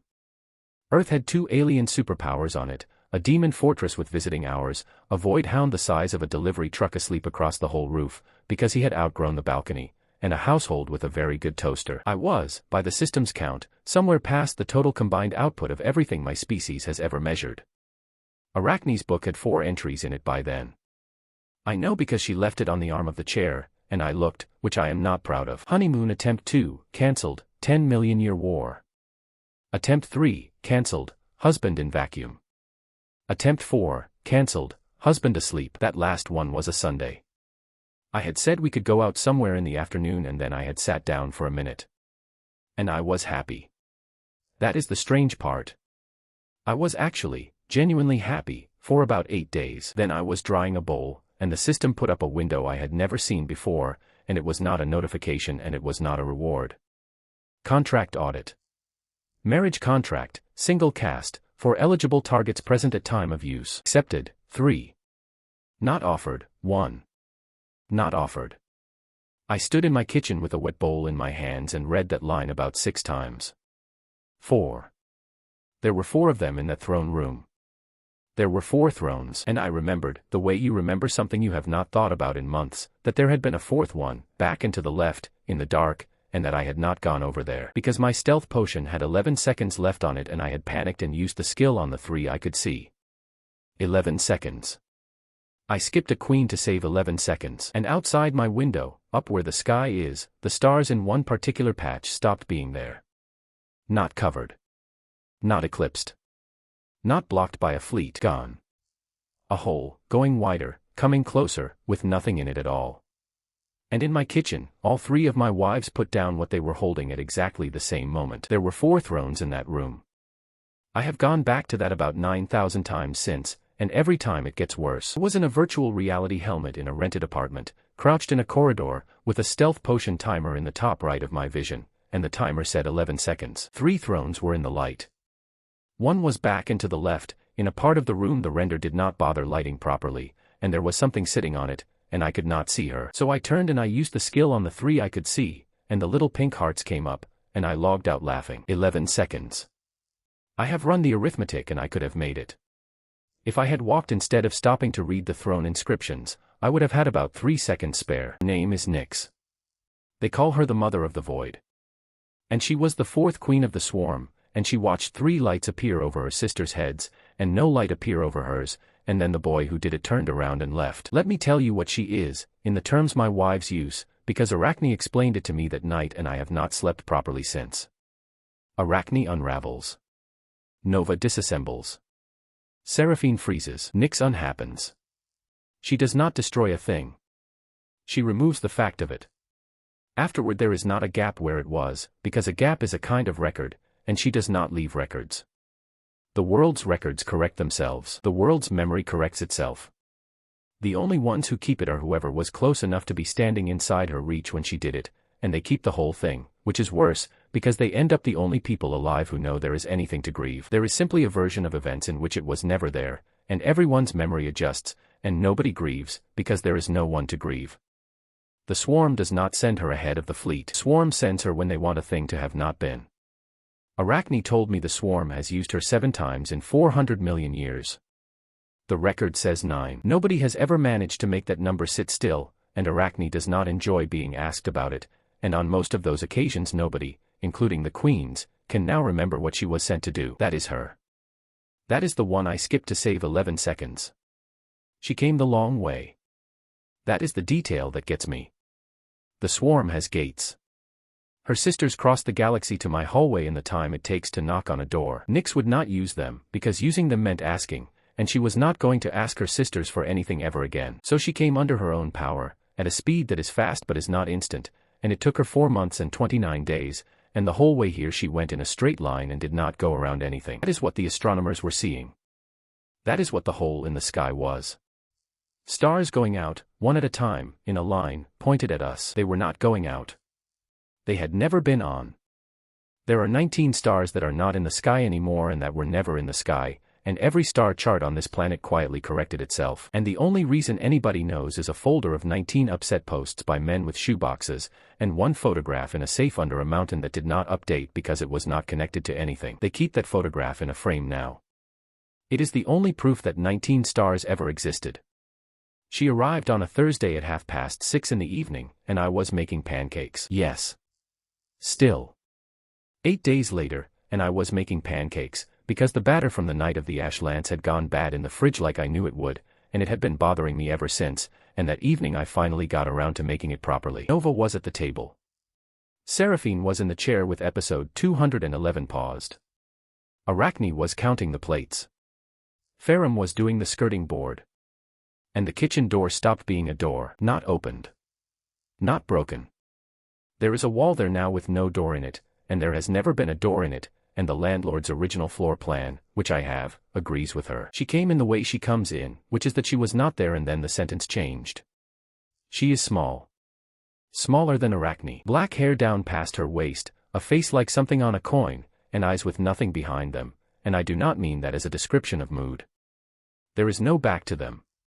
You look in and the looking does not arrive anywhere. And my 3 wives, who have between them ended more civilizations than this planet has had species, got out of their seats and stood in a line in front of me. Arachne said, "Sister," Nyx said, in the sweetest voice I have ever heard, "do not." The toaster went first. I think she did it to demonstrate, and I think she picked the toaster because it was on the counter between us and because Nova had been proud of it.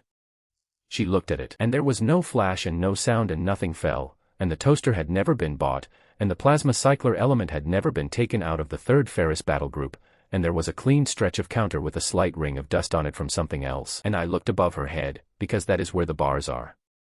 There was nothing there. Note. This wife has no gauge.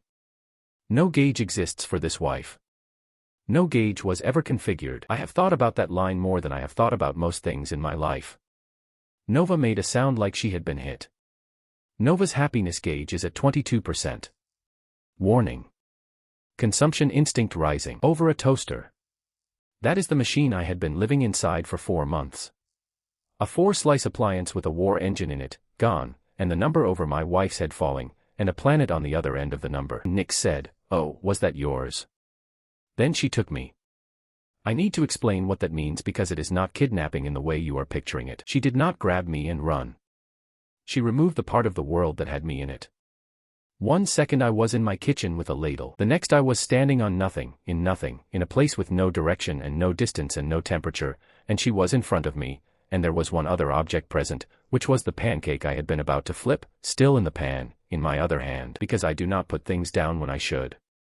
We have been over this at length and it has never once improved. My wives could not follow. That is the point of the place. They spent, from their side, 6 hours trying to get in, and Arachne pulled the thread on reality itself in 3 separate places, and Ferrum brought 7% of the machine Imperium back online, and Seraphine froze an area of the Pacific the size of a country, and none of it did anything, because you cannot break into a room that is not anywhere. And in there, Nyx put her hands behind her back, and leaned forward, and looked up at me with those eyes that do not go anywhere, and smiled, and said, "Hello, husband. I have been coming for 149 days. And then she said, "I heard there was going to be a honeymoon." She said it the way you say it when somebody has described a party to you. Polite. Level. For months of traveling in a straight line inside it. And then she told me what she was going to do to me. I'm not going to repeat most of it. It was detailed and it was calm and she had clearly been drafting it for 4 months in a straight line through empty space with nothing else to do. The short version is that she was going to eat me. Not kill. Eat.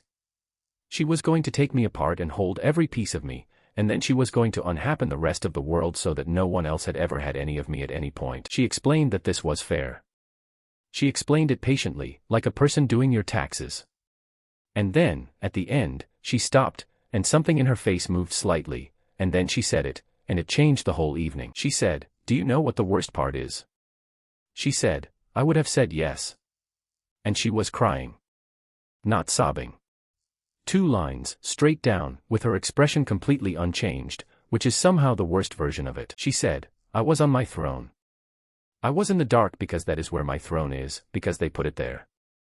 And 3 lights came up over my sisters and I felt myself get ready to say it. I had the word in my mouth." She said, "And then you turned around."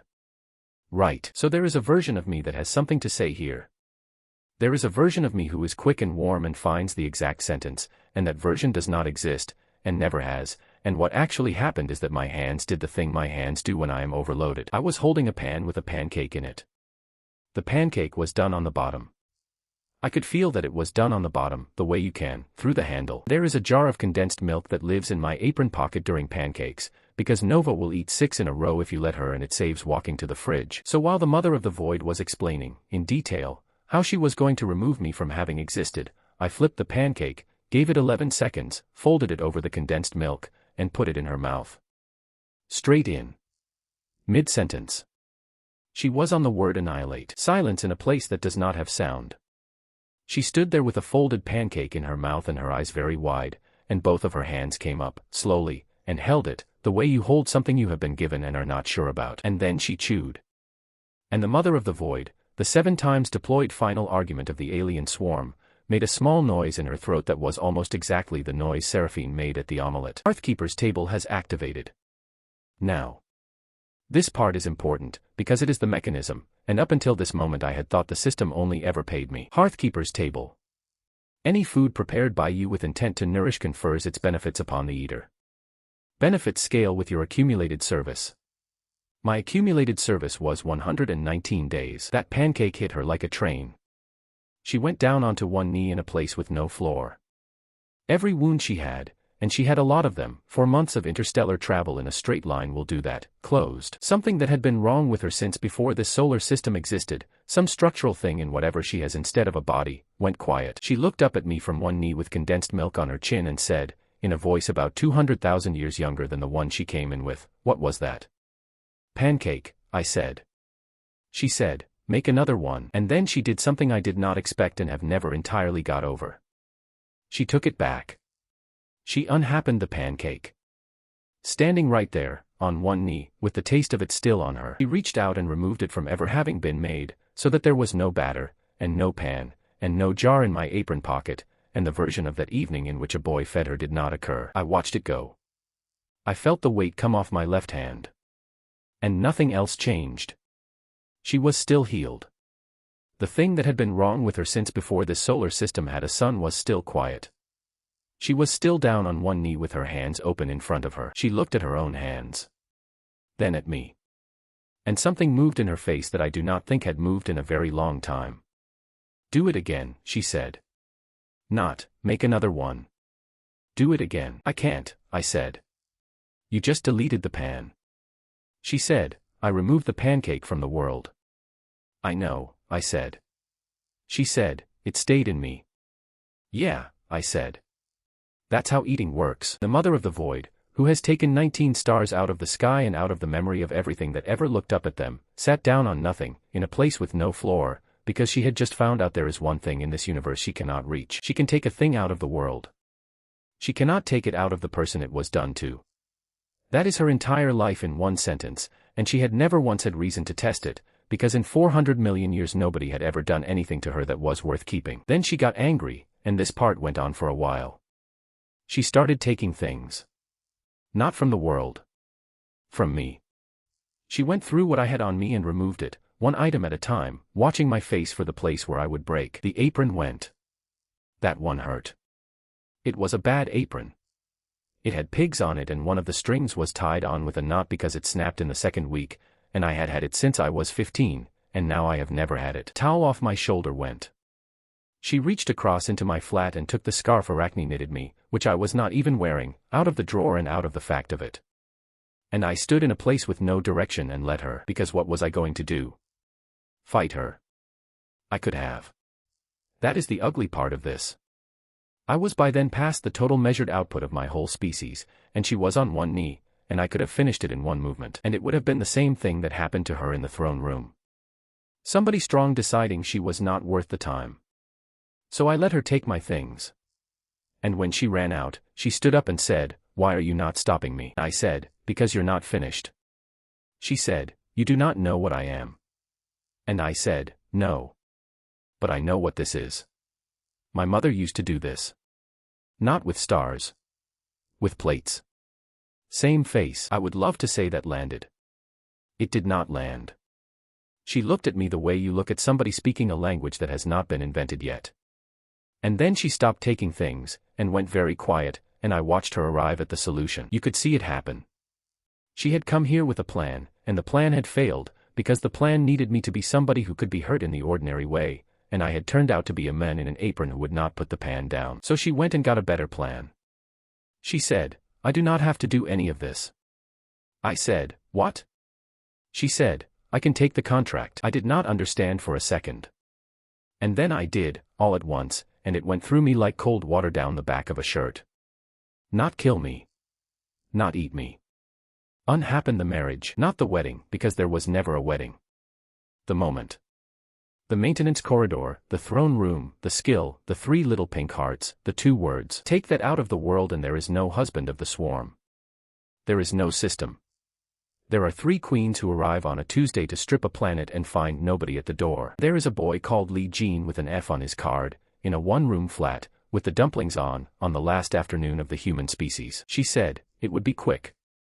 And she said it kindly. That is the part one cannot get out of my head. She said it the way you offer somebody a lift. Then she reached for it. I felt it start, and this is the only moment in the whole of this story when I was actually frightened, so I am going to do it properly. Did not hurt. Things simply began to be less true. The scarf had already gone. Now the morning I was given the scarf went, and I was left holding a Tuesday with a hole in the middle of it. The purple sweatshirt went. Una on my landing in full combat gear with a sealed case held in both hands like a baby, gone, and then back, and then gone again, flickering, because something at the other end was fighting her for it. The theme park went. 200 people working 48 hours without sleep in the snow to build a queue and a ticket booth in front of a portal that eats people, and for about 2 seconds that had never happened, and I stood in a place with no floor and felt a good thing leave the world. Somewhere very far away, on the other side of a room that is not anywhere, Arachne began to scream. They could feel it. That is the thing I did not know until afterward. Could not get in and they could not stop it, and they could feel their own marriage being drawn out of the record like a thread out of a ham. And I did the only thing available to me, which was nothing at all, because the fastest thing in this universe cannot outrun a fact being deleted. And then it stopped. Not because I stopped it. Because it did not work. She got the record. She got all of it. There is no server log, no account, no character built on a joke class, no achievement, no title. Starfall is gone. It does not appear in any archive on this planet, it never had an entry in any store, and I have looked, and Ferrum has looked considerably harder. There is no document anywhere in this universe that says I married anybody. That is why my wife had to check, later, whether an oral contract stands in this jurisdiction. It was not a joke. It was the only option left. The system did not go with it, because the system does not live out in the world where she can reach it. It lives in me. That is the only reason there is anything left of any of this at all. It also means that when Hadoyan sat down on a piece of broken wall in hell with a broken leg and listened to me tell him the whole thing, he was listening to a story about a game that has never existed. He does not remember Starfall. Nobody does. He remembers me telling him about it, which is not the same thing, and he has since written 4 papers about the difference and had all 4 of them filed as metaphor. But when she let go, 3 queens of the alien swarm were still standing on the other side of a wall in my kitchen, screaming my name, because it had stayed in them. She had proved her own point twice in 10 minutes, and the second time it took the ground out from under her. She stood there with her hands open and said, in a voice with nothing in it at all, "They still have it." "Yes," I said. She said, "I removed it. I removed all of it. It is not anywhere." "I know," I said. She said, "Then why do they still have it?" And I said, "Because you can't take a thing out of somebody it was already done to. You told me that yourself. About the pancake. 10 minutes ago." And the mother of the void stood in a place that is not a place and understood the whole shape of her own life while I watched. Everything she can reach is everything nobody ever did anything about. And the one thing she had come 149 days in a straight line to destroy turned out to be the single category of object her power has never once been able to touch. Somebody has to do it to you first. Nobody ever had. And that is when she finally asked me the question she had come 149 days to ask. She said, "Why did you not walk over?" And there it was. I could have lied. There was a good lie available and I could see it from where I was standing. I could have said I did not see her, which is nearly true. I could have said the room was badly lit, which is completely true. I told her about the timer. All of it. The maintenance corridor with the wrong collision detection. The crouching. The chips. The stealth potion with 11 seconds left on the clock in the top right of my vision. The 3 thrones in the light, and the 4th one back and to the left, in a part of the room the render did not bother with. I told her I stopped to read the inscriptions on the thrones, which is the detail that finishes me every time, because that is exactly where the seconds went. I told her I turned round and used the skill on the 3 I could see, and logged out, and laughed about it, and went and ate my dinner. She stood very still and said, "So it was not that you hated me." "No," I said. She said, "I would rather it had been that." "I know," I said. She said, and her voice did not change at all, "It would have been better if you had hated me." Hating is looking. You did not look. And I said, "Yeah. That's exactly right. That's the thing I did." And then she asked me the one I have still never answered properly in front of anybody else, and I am going to give it to you the way I gave it to her, because she got the true version and so should you. She said, "If you had walked over, would you have used it on me?" And I said, "I don't know." I said, "I was 18 and it was a joke and I had a potion running out. I'd have used it on a lamp if the lamp had a health bar." I said, "I'm not going to stand here and tell you that you were special to me, because you weren't. I didn't know you. You were a shape in a dark corner of a video game." And she looked at me. And she said, very quietly, "That is the first thing anyone has said to me in 400 million years that was not built to manage me." Then she said, "Make another one." I said, "I can't, we're in a place where nothing is, and my pan's gone cold." And Nyx, mother of the void, unhappener of 19 stars, put us back in my kitchen in under a second, because the pan was cold. The 3 of them came off the walls at us the instant we appeared. Arachne had a thread out. Seraphine had the whole room down past freezing. Nova had gone somewhere behind her eyes that I have only seen once and never want to see again, and Nyx was not looking at any of them. She had gone straight to the counter and was standing next to the hob with her hands folded, waiting. "Hubby," said Nova, in a voice I did not recognize, "move away from her." And Nyx said, without turning round, "He has to stay here, this is where the pan is." So. The tactical situation in my kitchen at that moment. 4 queens of the swarm. 3 in combat posture. 1 at the stove. A void hound the size of a delivery truck trying to get his head in through the balcony and failing. The administrative core of a 9-spiral arm empire hovering by the skirting board with its lights on full. And me, in the middle, with a pan. And what I did, because I had been doing this for 119 days and I was very tired, was I said, "Everybody sit down. There's enough batter." And they sat down. I do not have a good explanation for that and neither does anybody else. Doyen has a theory about accumulated authority. Barum has a theory involving game theory that runs to 40 pages. Arachne, when I asked her, said, "You had the pan, darling, what were we supposed to do?" I made 19 pancakes. Nyx ate 14. She ate them one at a time, with total concentration, sitting up very straight at the end of my table, and between the 4th and the 5th she said, to nobody, "This is what it is like." And nobody asked her what she meant, because everybody at the table knew exactly what she meant, including me, and including her 3 sisters, who had watched her sit in an unlit corner of a throne room for 400 million years and had never once moved her chair. And then Nova put her fork down and said, "Why is your throne over there?" The whole table stopped. Because Nova is the youngest, and the youngest is the one who asks, and she asked it with her mouth full and no strategy behind it at all, the way she asks everything. Nyx did not look up from her plate. She said, "Because that is where it is." And Nova said, "Yes, but who put it there?" And nobody answered. I have thought about that silence more than almost anything else in this story.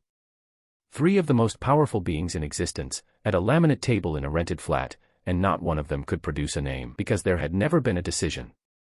That is what came out over the next hour, in pieces, badly. Nobody had ever moved Nyx's chair into the dark. It was in the dark when the room was made, and the room was made before any of them can remember, and every day after that was a day on which nobody moved it. 400 million years of nobody doing anything in particular. Arachne said, "We thought you preferred it." And Nyx said, "I know." Arachne said, "That is not an excuse." And Nyx said, "I know that as well." Seraphine, who has not apologized to anything since the invention of oxygen, said into her mug, without looking at anybody, "I could see you from where I sat.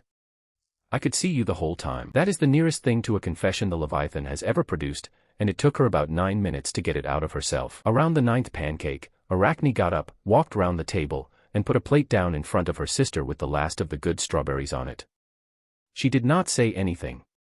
She put it down and went back and sat. And then Nova got up, and Nova did not have anything to put down, so she took her own chair by the back and dragged it, scraping, the whole way round my kitchen, and set it against Nyx's chair, and sat in it. That is all she did. She moved a chair. And the 4th queen of the swarm, who had come 149 days in a straight line through empty space to remove a boy from the history of the universe, put both hands flat on my table and cried properly for the first time in 400 million years, with the noise and everything, for about 20 minutes, while her sister sat there and let her have it. Made tea. There is not anything else to do. Then, when it was finished, she wiped her face on the sleeve of the spare apron and said, quietly, "I am still going to marry him." And Arachne said, "Yes. Obviously." And I said, "Hold on." And 4 queens of the swarm turned round and looked at me. And I said, "No, I'm not saying no. I'm saying hold on, because I had worked something out, and it had taken me the entire evening to get there, and it was this. Everything that had ever been done to that girl had been done by somebody not spending the time. The chair nobody moved. The 11 seconds I would not spend. For months in a straight line through nothing, because she would not ask her own sisters for a door. So I put the teapot down and I stood up, in my kitchen, in front of all of them, in a shirt with brick dust on it, and I did it properly. I said her name first. Her actual name, not the title. I had to ask her how to say it, and I got it wrong twice, and she corrected me twice and did not look away once. And then I asked her. Out loud. Badly. It took me about a minute and a half and I lost the thread in the middle of it, and Ferrum offered to draft something, and I told him to be quiet. And when I finished, she did not answer. She sat there and she counted. I watched her do it. Her mouth moved. 11 seconds. She took the 11 seconds back off me, one at a time, in front of witnesses, and I stood there and let her have every one of them, and it is the longest I have ever stood still in my life. Then she said, yes. And Seraphine said, from behind her mug, the contract is oral in this jurisdiction. We checked, it took Ferrum 4 minutes. And Ferrum, from the skirting board, said, 4 minutes and 9 seconds. And then, without any announcement, my things came back. The towel, on my shoulder, where it lives. The scarf, folded, on the arm of the chair, exactly where it had not been. And the apron on its hook by the door, with the knot still in the string, because she put it back the way it was and not the way it should have been, and I have never asked her which of those was the apology. And on the counter, between the kettle and the bread bin, a 4-slice toaster with a machine Imperium plasma cycler element in it, which had never been bought, and which was now there. Nyx did not say anything about it. Nova did not say anything either. She went over and put her hand flat on the top of it and left it there for a while. So that is how the 4th queen of the swarm moved into my apartment, and how I ended the evening with 4 wives, one of whom had, that same evening, sincerely intended to remove me from the history of the universe, and who was now asleep sitting up at my kitchen table with her cheek on the placemat. Put a blanket on her. The good one. The one Goreth rescued. Somebody's got to. And that is the night humanity decided to save me. Because down under the mountain, in the bunker, they had been watching the whole thing. They had watched 19 stars go out. They had watched a kitchen door stop existing on a live feed. They had watched a 4th entity, one their instruments could not see at all, one that registered on nothing, walk into the Quiet King's apartment and take him out of the world for 4 hours. And when I came back, they saw me come back holding a pan, and they saw the 4th one standing at my stove, and their read on it was the exact opposite of what was happening. They thought she had me. They thought the Quiet King, the man who holds the leash on the swarm, the only thing standing between this planet and the end of it, had finally been taken hostage by something bigger than him. And Chairman Kong stood up in that bunker and said, for the first time since the rice field, we move. Every hunter on this planet. Every guild. Every national force. Every A rank and S rank and every retired legend they could get out of a bakery. 111,000 of them, converging on one residential building in one unremarkable district, to kill the thing in my kitchen while she was distracted. They were doing it for me. That is what makes the next part the worst thing that has ever happened to my nerves, and also, honestly, the proudest I have ever been of my species. Loudly crying face. I found out about the army because I went to take the bins out. It was 6:20 in the morning. Nyx was still asleep at the table with her cheek on the placemat. Nova was asleep on Meatball's foot, which was the only part of Meatball that still fit through the balcony. Arachne was awake and knitting and pretending not to be watching her sister, and the bins needed doing because we had gone through a lot of eggs. So I put my shoes on and I picked up 2 bags and I opened my front door. And there was a man in full assault armor crouched on my landing with a rifle. He had been there for 2 hours. There were 5 more of him in the stairwell. There were 7 on the roof. There was a line of them all the way down 9 flights, and out through the lobby, and across the car park. And past the car park, filling every street in that district, standing shoulder to shoulder in the gray light, silent, was every hunter on Earth. 111,000 of them. 41 countries. Every S rank alive except one, and the one was standing at the front, on a car roof, in that coat, with his arms at his sides. The old men from the rice field had called in every favor the human race had left, and I stood in my doorway in slippers, holding 2 bin bags, in a shirt with a picture of a duck on it, and I said the first thing that came into my head, which was, oh, you're all up early. Chairman Kong came forward. Did not come all the way.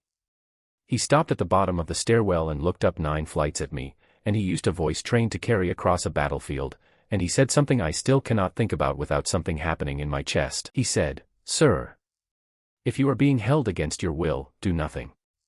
Do not move. Do not speak. We will take it from here."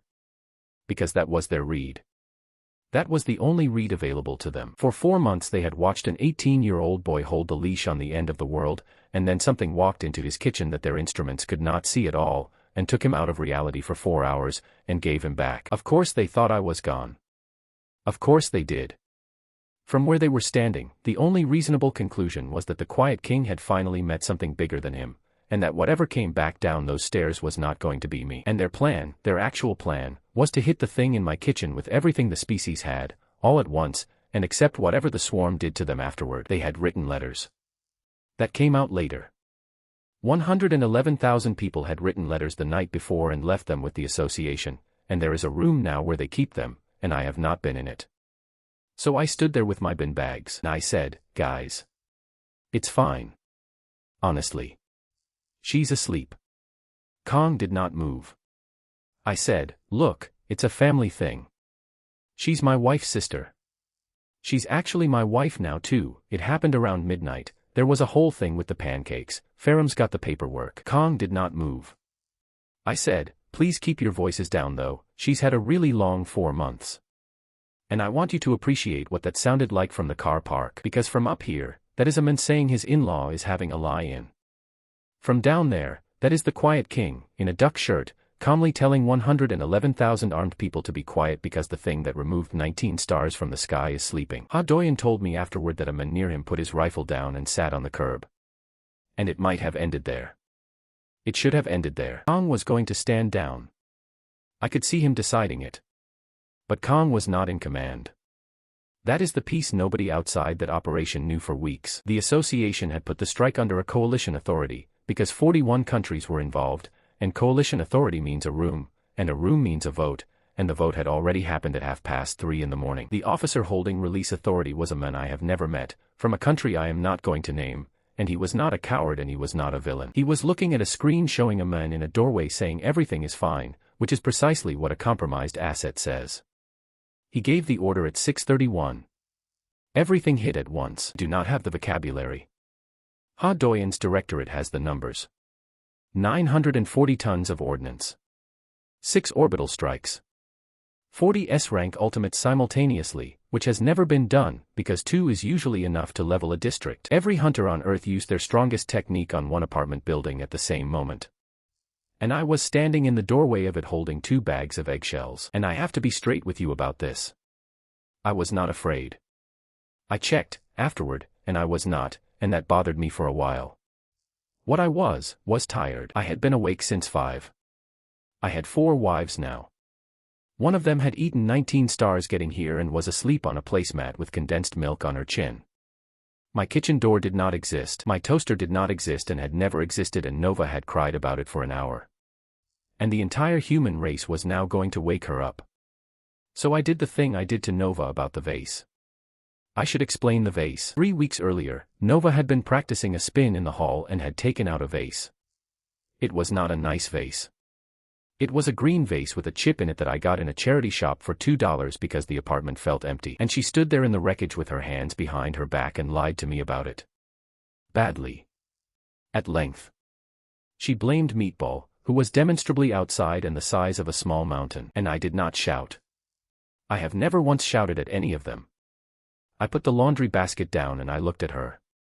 That is all. I looked at her, for about 5 seconds, with my eyebrows in the position my mother used to use, and I said, Nova, the queen of the 9th spiral, destroyer of the 9th spiral, went the color of a beetroot, and confessed, and then apologized to Meatball, out loud, individually, for framing him. You have received the skill stern father stare. I did not read that notification either. Nobody reads them. So at 6:31 in the morning, with the sky coming down on my building, I put my bin bags down on the landing, and I turned around, and I looked at 111,000 hunters, and I said, what do you think you're doing? Stern father stare. Affect scales with accumulated service and with the sincerity of the disappointment. It did not stop the attack. There is a version of this on the internet where I catch the orbital strikes, and that is not what happened. The ordnance had already left.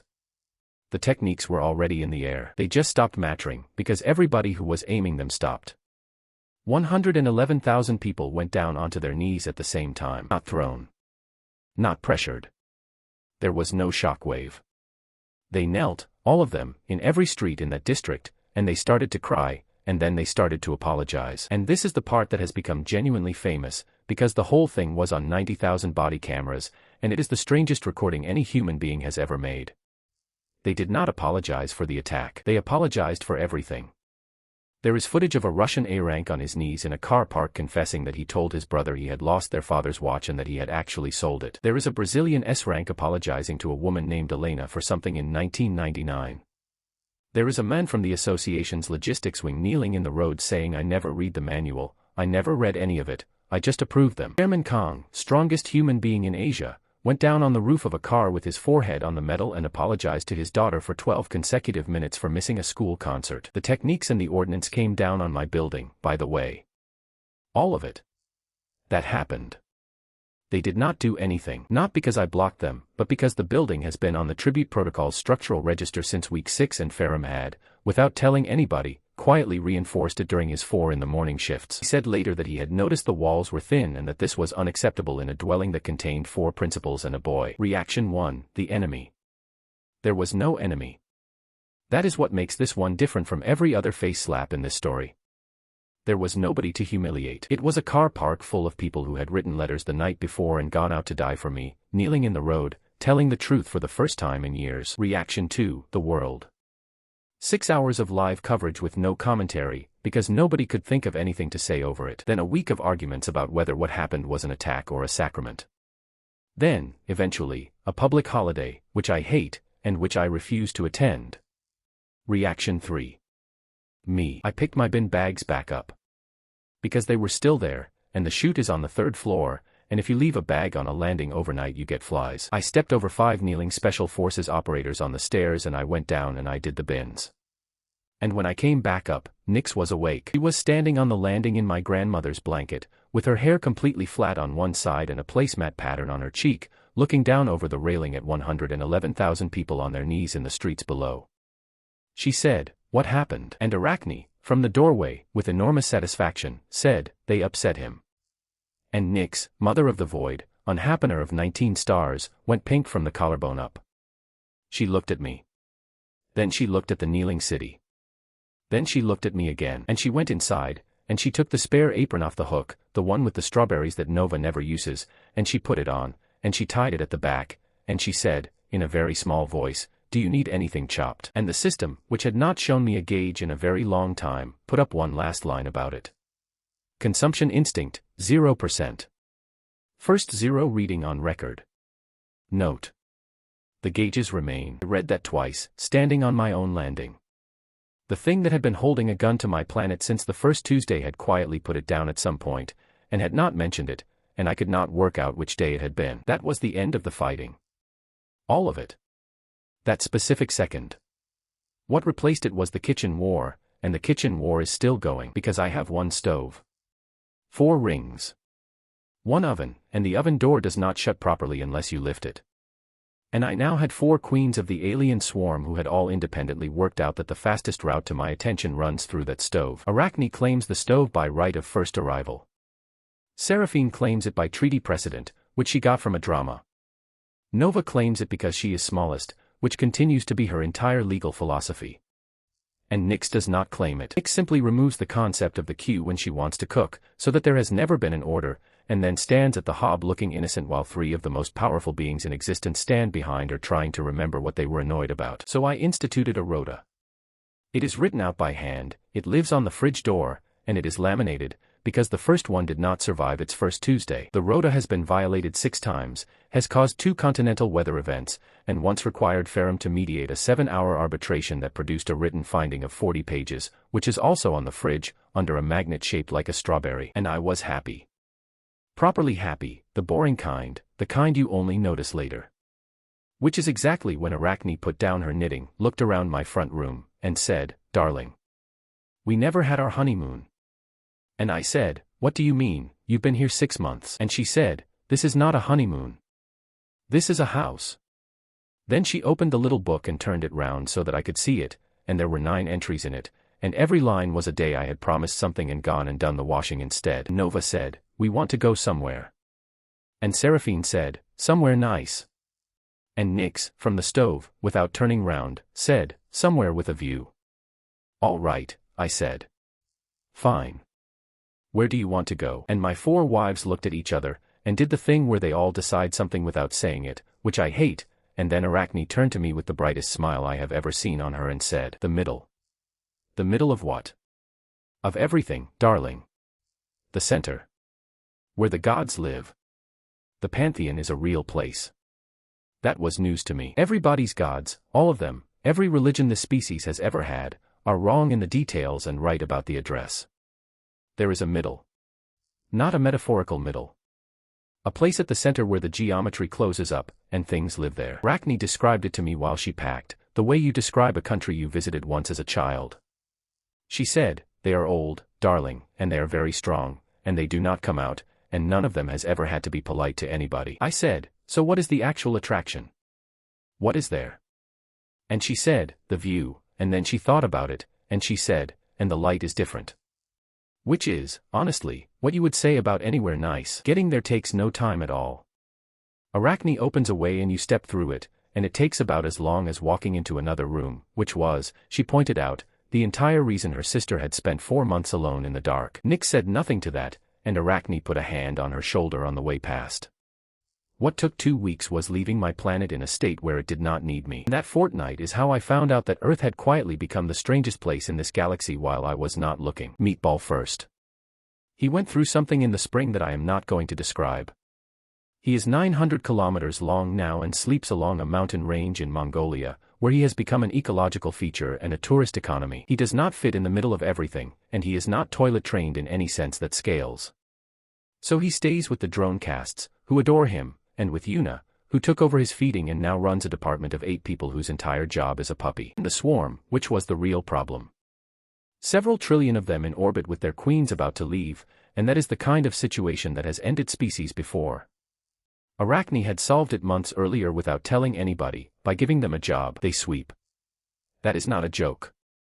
There are drone casts of the alien swarm, creatures built to strip a biosphere to bedrock in a working week, going up and down the streets of Seoul at 4 in the morning, in formation, picking litter off the pavement. They do the drains as well. There has not been a flood in 2 years and the city has quietly stopped budgeting for one. The Hunter's Garden, which was Kang's idea, and which I think saved him. 2 smaller items. The rota caused a genuine argument. My position was that a rota is a household instrument and does not apply off-world. Seraphine's position was that a rota is a treaty and travels with the parties. Ferrum ruled for Seraphine. It came with us. So did Ferrum, in a coat pocket, having pointed out that a household of 5 principals should not travel without an administrator. And the keys went to Ha Doyen, because he is the only person on this planet who knows what is actually going on in my life, and because Special Domestic Analysis has a budget line for watering plants now. His mother works in a flower shop 2 streets from a subway station he will not walk past, and she has no idea, and he intends to keep it that way. Then Arachne went down to the association in person, for the first time. I was not there. I have watched it. She walked into that room under the mountain in a coat she had bought online, and 400 of the most powerful people alive stood up. She told them the drone casts would keep doing the streets and the drains, that the orbital formation would hold, and that any difficulty should be raised with the emperor. And a woman near the back said, "Which emperor?" And Ferrum, from the table, where he was sitting because they had given him a chair, which they did not have to do, said, "Me." Chairman Kong walked her out. Him and her, down a corridor under a mountain, the strongest men in Asia and the Queen of Spiders, and neither of them said anything for most of it. At the door she stopped and said, "Thank you for the theme park." And he said, "It was nothing." And she said, "It was not nothing. We talk about it at home." He went and sat in his office for a while after that. We left on a Sunday morning. I made sandwiches. 6 each, because it is a honeymoon, cut diagonally, because of Nova and the law of the universe. Egg and cress, ham, and the cucumber ones Nix has decided are hers. A flask. The good blanket, the one from my grandmother, the one Goreth saved out of a burning fortress and had couriered back folded. A jar of olives, because Seraphine had seen olives in a drama, at a picnic, in a scene where the husband is very attentive, and had ordered a jar, and had been waiting 6 weeks for the correct occasion. Put the apron in the bag. The pig one. I do not travel without it now. And the spatula went in the side pocket, because it always does, because I have never once put a spatula down when I should have, and by then I had stopped pretending it was a coincidence. Then Arachne opened a way in my front room, between the sofa and the wall where the door used to be, and we stepped through it, and we were in the middle of everything. We came out onto a plain of white stone under a sky that was not a sky, and I stopped, and honestly, it is the most beautiful place I have ever been. The light does not come from anywhere. Arachne was right. It is just present, evenly, in everything, and there are no shadows, and it took me a full minute to work out what was wrong with my own hands. There were towers in the distance. There was something enormous and slow-moving in the night sky. And there was grass, actual grass, warm, at the edge of the stone, going down to a bank. I said, "Oh, this is lovely." And Nova said, "Can we sit there?" and pointed at the bank. So we went and sat on the bank. I put the blanket down. I got the flask out.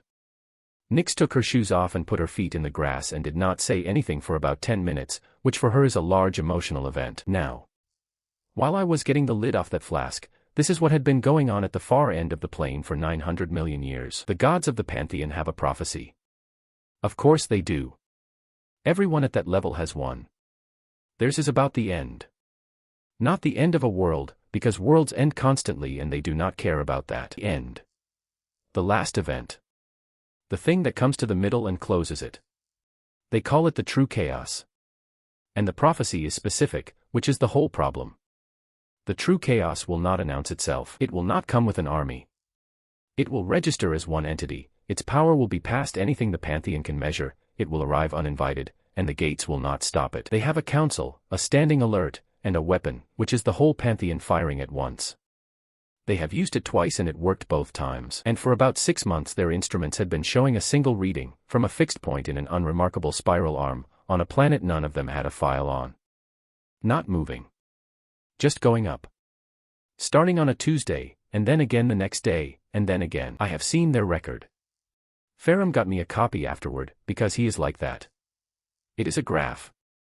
It is a graph of my accumulated service, and it begins on the day I patted Arachne on the head, and every step on it is a chore. Gods of the pantheon watched me do the washing up for 187 days and read it as a countdown. Their council minutes, week 9, the increase is not consistent with any known cultivation method.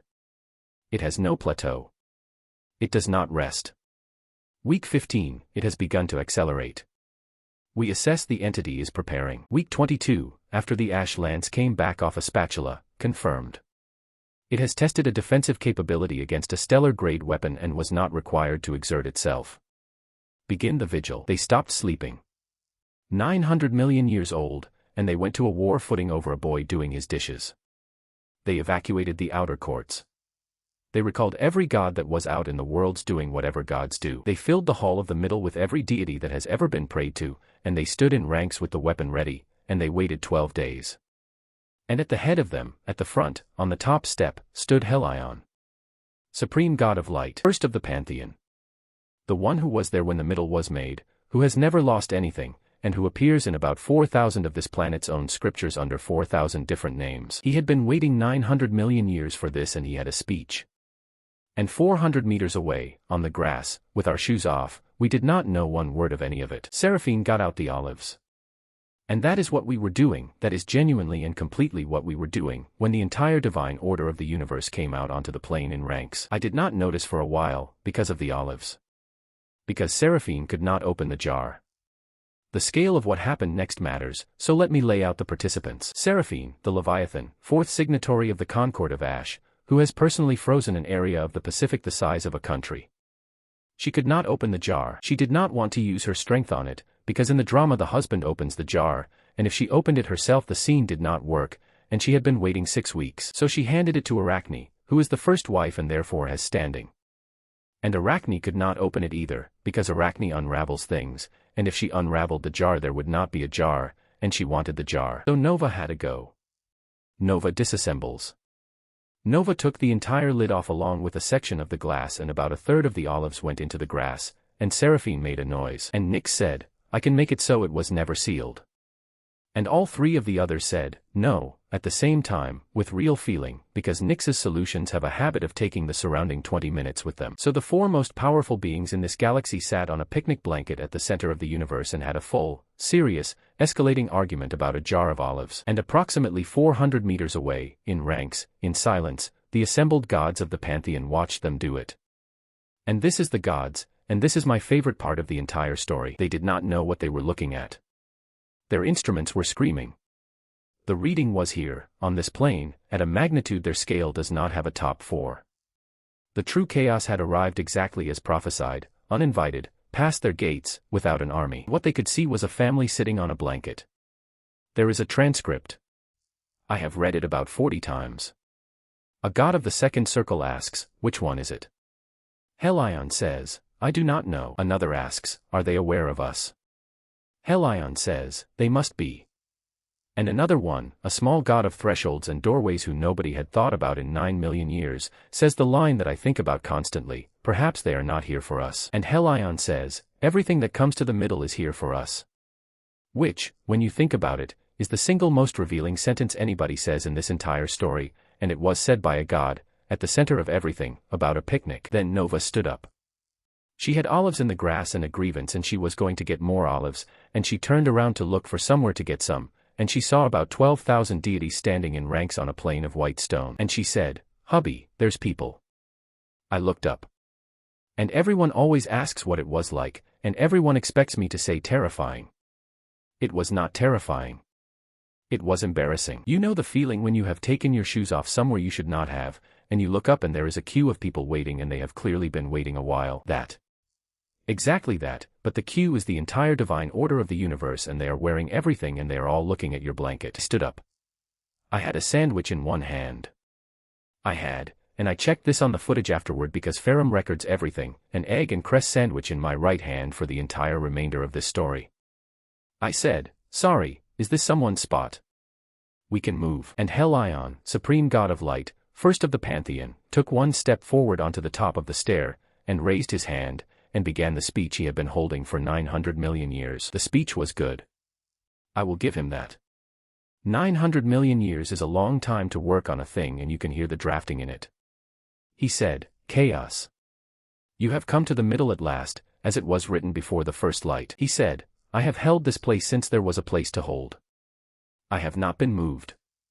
I have not been diminished. I do not know what you are, and it does not matter, because everything that comes here is measured against me, and nothing has ever been enough." He said, "Name yourself, before I unmake you." And there was a silence on that plane that I would describe as expensive. And I said, "Lee Jean." I said it with my mouth full.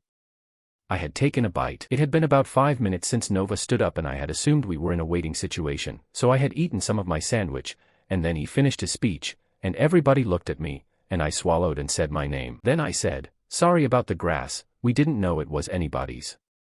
Helion did not take it. And I understand why, and this is the whole tragedy of the guy, honestly. He had a category. He had exactly one category, built over 900 million years, and it was called everything that comes here. There was nothing in his head for a boy on a bank with a flask. So he decided I was lying. That is what he told me later, in the bit afterward, when he could talk again. He said, "I believed you were concealing yourself." He said, "The reading was the size of the pantheon and it was standing on the grass eating." He raised his hand. And the ranks behind him raised theirs. Every god in existence, all of them at once, the weapon they have used twice in the history of the middle, and it went off. Do not have a way to describe the light. There is not a comparison, because everything you would compare it to is downstream of it. What I can tell you is what it did, which is that it took the top 40 meters off the plane of white stone in a circle around us, and it went on for 5 full seconds, and when it stopped the stone was gone and there was a crater with a bank in the middle of it. The bank. The grass. The blanket. All fine. Because Arachne had looked up, once, when he raised his hand, and had put one finger on the corner of the blanket, and then gone straight back to arguing about the olives. That is all she did. One finger on the corner of a picnic blanket. And it did not matter what the entire divine order of the universe did after that, because the blanket was hers now and she had said so. Nyx did not look up at all. Nova had her fingers in the jar trying to get an olive out through the broken bit. Seraphine watched the whole thing over the top of her cup and said, when it was over, in the driest voice I have ever heard a person use, "He does that in episode 90. Nyx looked up. Just the once. She had not looked up at any of it, not at the ranks, not at the light. And then she did the only thing she did on that plane all afternoon. She reached out and took the speech. Not the words he had just said. The speech.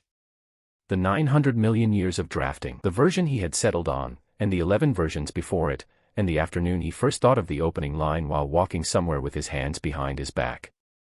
Gone. Never written. He was still standing there with his hand up. But there had never been a speech, and there was no record of a speech, and 12,000 deities who had just heard the finest piece of oratory in the history of the middle could no longer tell you one thing it had been about. And she went back to the olives. That is her entire contribution to the largest confrontation in cosmic history. She deleted a man's speech. 0 damage. No injury. Nothing anybody could point to. It is the cruelest thing I have ever watched a person do, and I have seen my wife freeze a man solid for walking in front of a television. And then Helion fired again. Not at us. He had watched the first one fail and he had adjusted, the way anything that old adjusts, and the second one came down at an angle, into the bank, about a stride short of the blanket. It did not touch a single one of us. It took the picnic. 24 sandwiches, cut diagonally. The flask.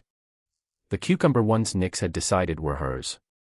Off the grass in one line of white light, and the jar of olives with them. Nova looked at the empty place on the blanket where the food had been, and said, "Oh. Right." I was not angry. I was not frightened.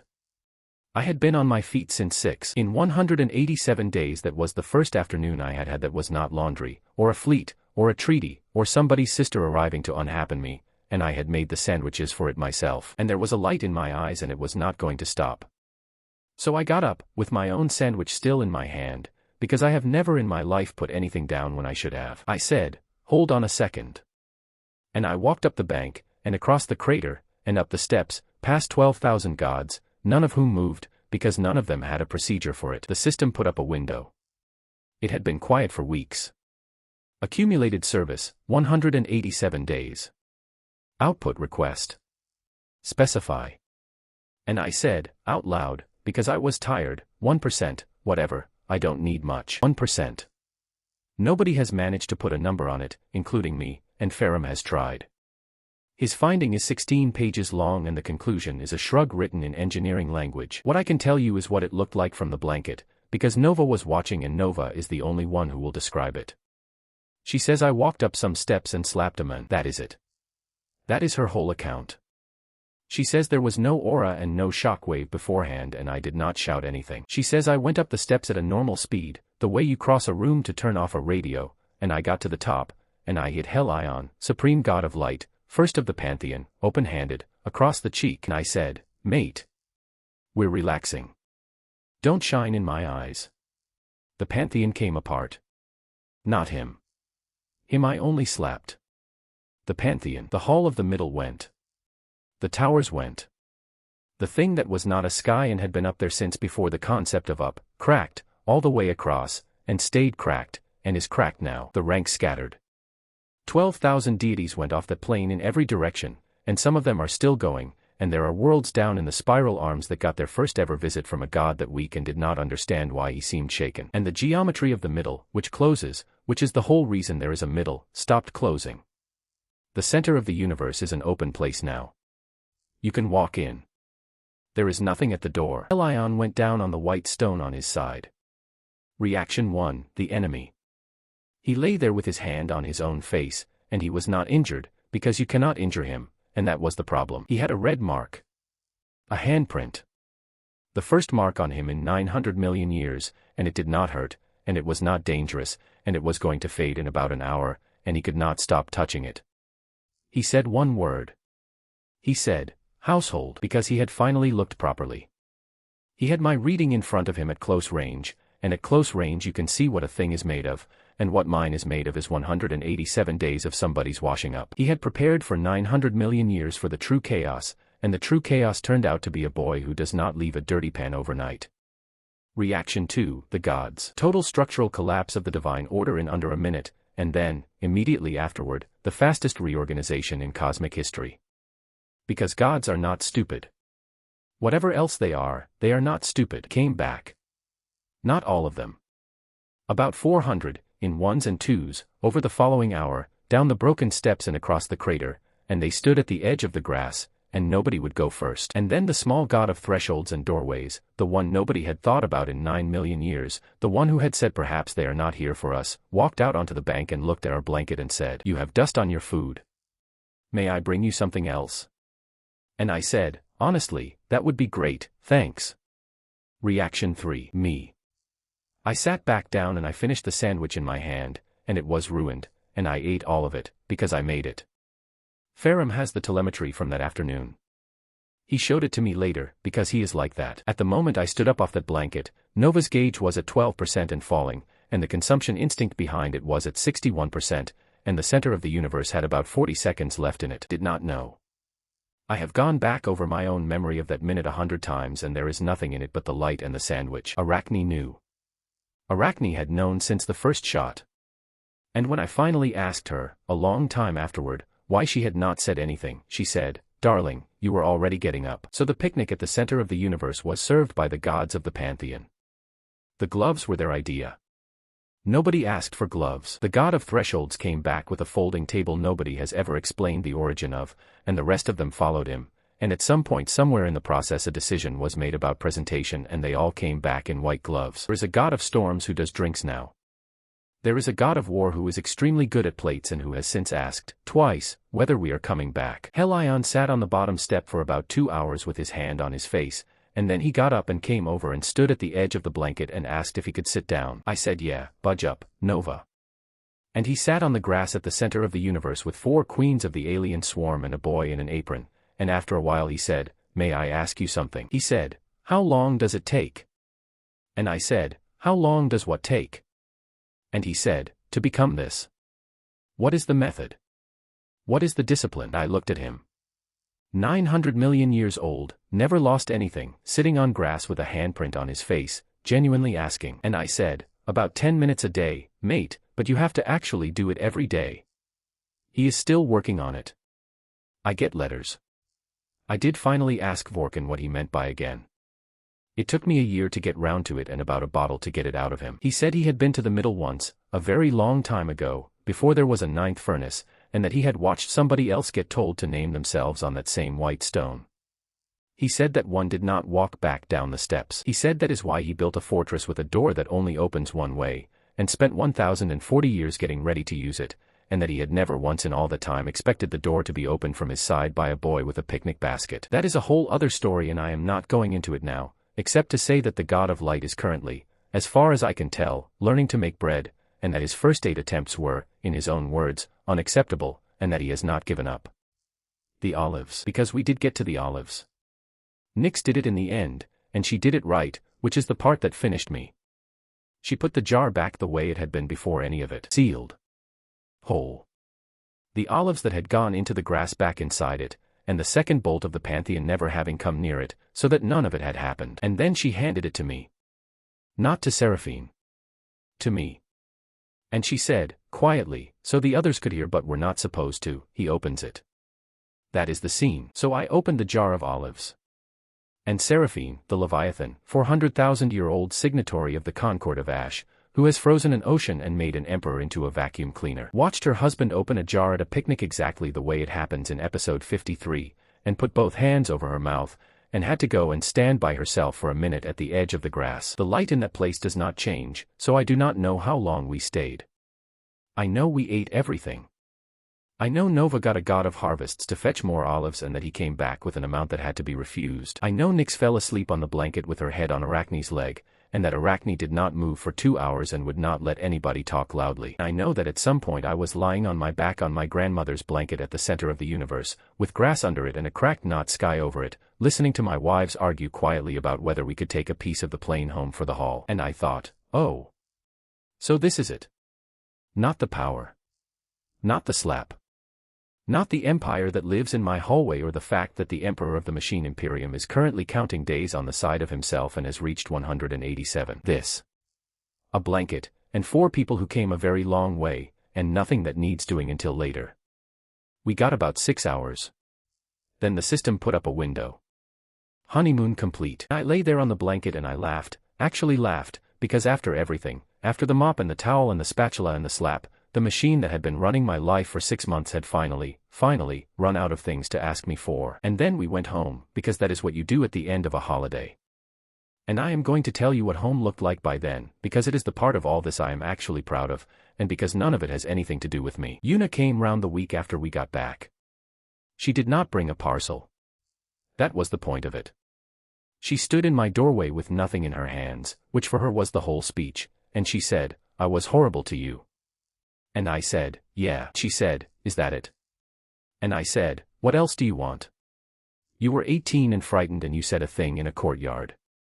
Then you carried a purple sweatshirt up 9 flights of stairs every day for 4 months and you never once complained where I could hear you." She cried in my hallway for a bit. Nova brought her a pancake, which is Nova's answer to everything now, and which is, to be fair, correct. Beck runs the courier rotation with one arm and grows tomatoes on the roof of the association building and is insufferable about them. There are S-ranks doing reforestation in Mongolia. There is a guild that does nothing but coastline. And I found out, months after the fact and not from him, that Ferrum never stopped at Beck's arm. He went and found the other 399, one at a time, over 4 months, in 9 countries, on kitchen tables, and took the Imperium back out of every one of them, for nothing, and did not mention it to me once. When I asked him why he had said nothing, he told me the removals were administrative and did not require reporting. Then he took about 7 seconds. Then he said, they were people who were offered strength and took it. I have been that. It seemed correct to give them the other option. And Ferrum and Seraphine. It is awkward. I'm not going to pretend it isn't awkward. 400,000 years of a live marriage treaty, ended in a duel over her, and now he does the carpets in the flat she lives in.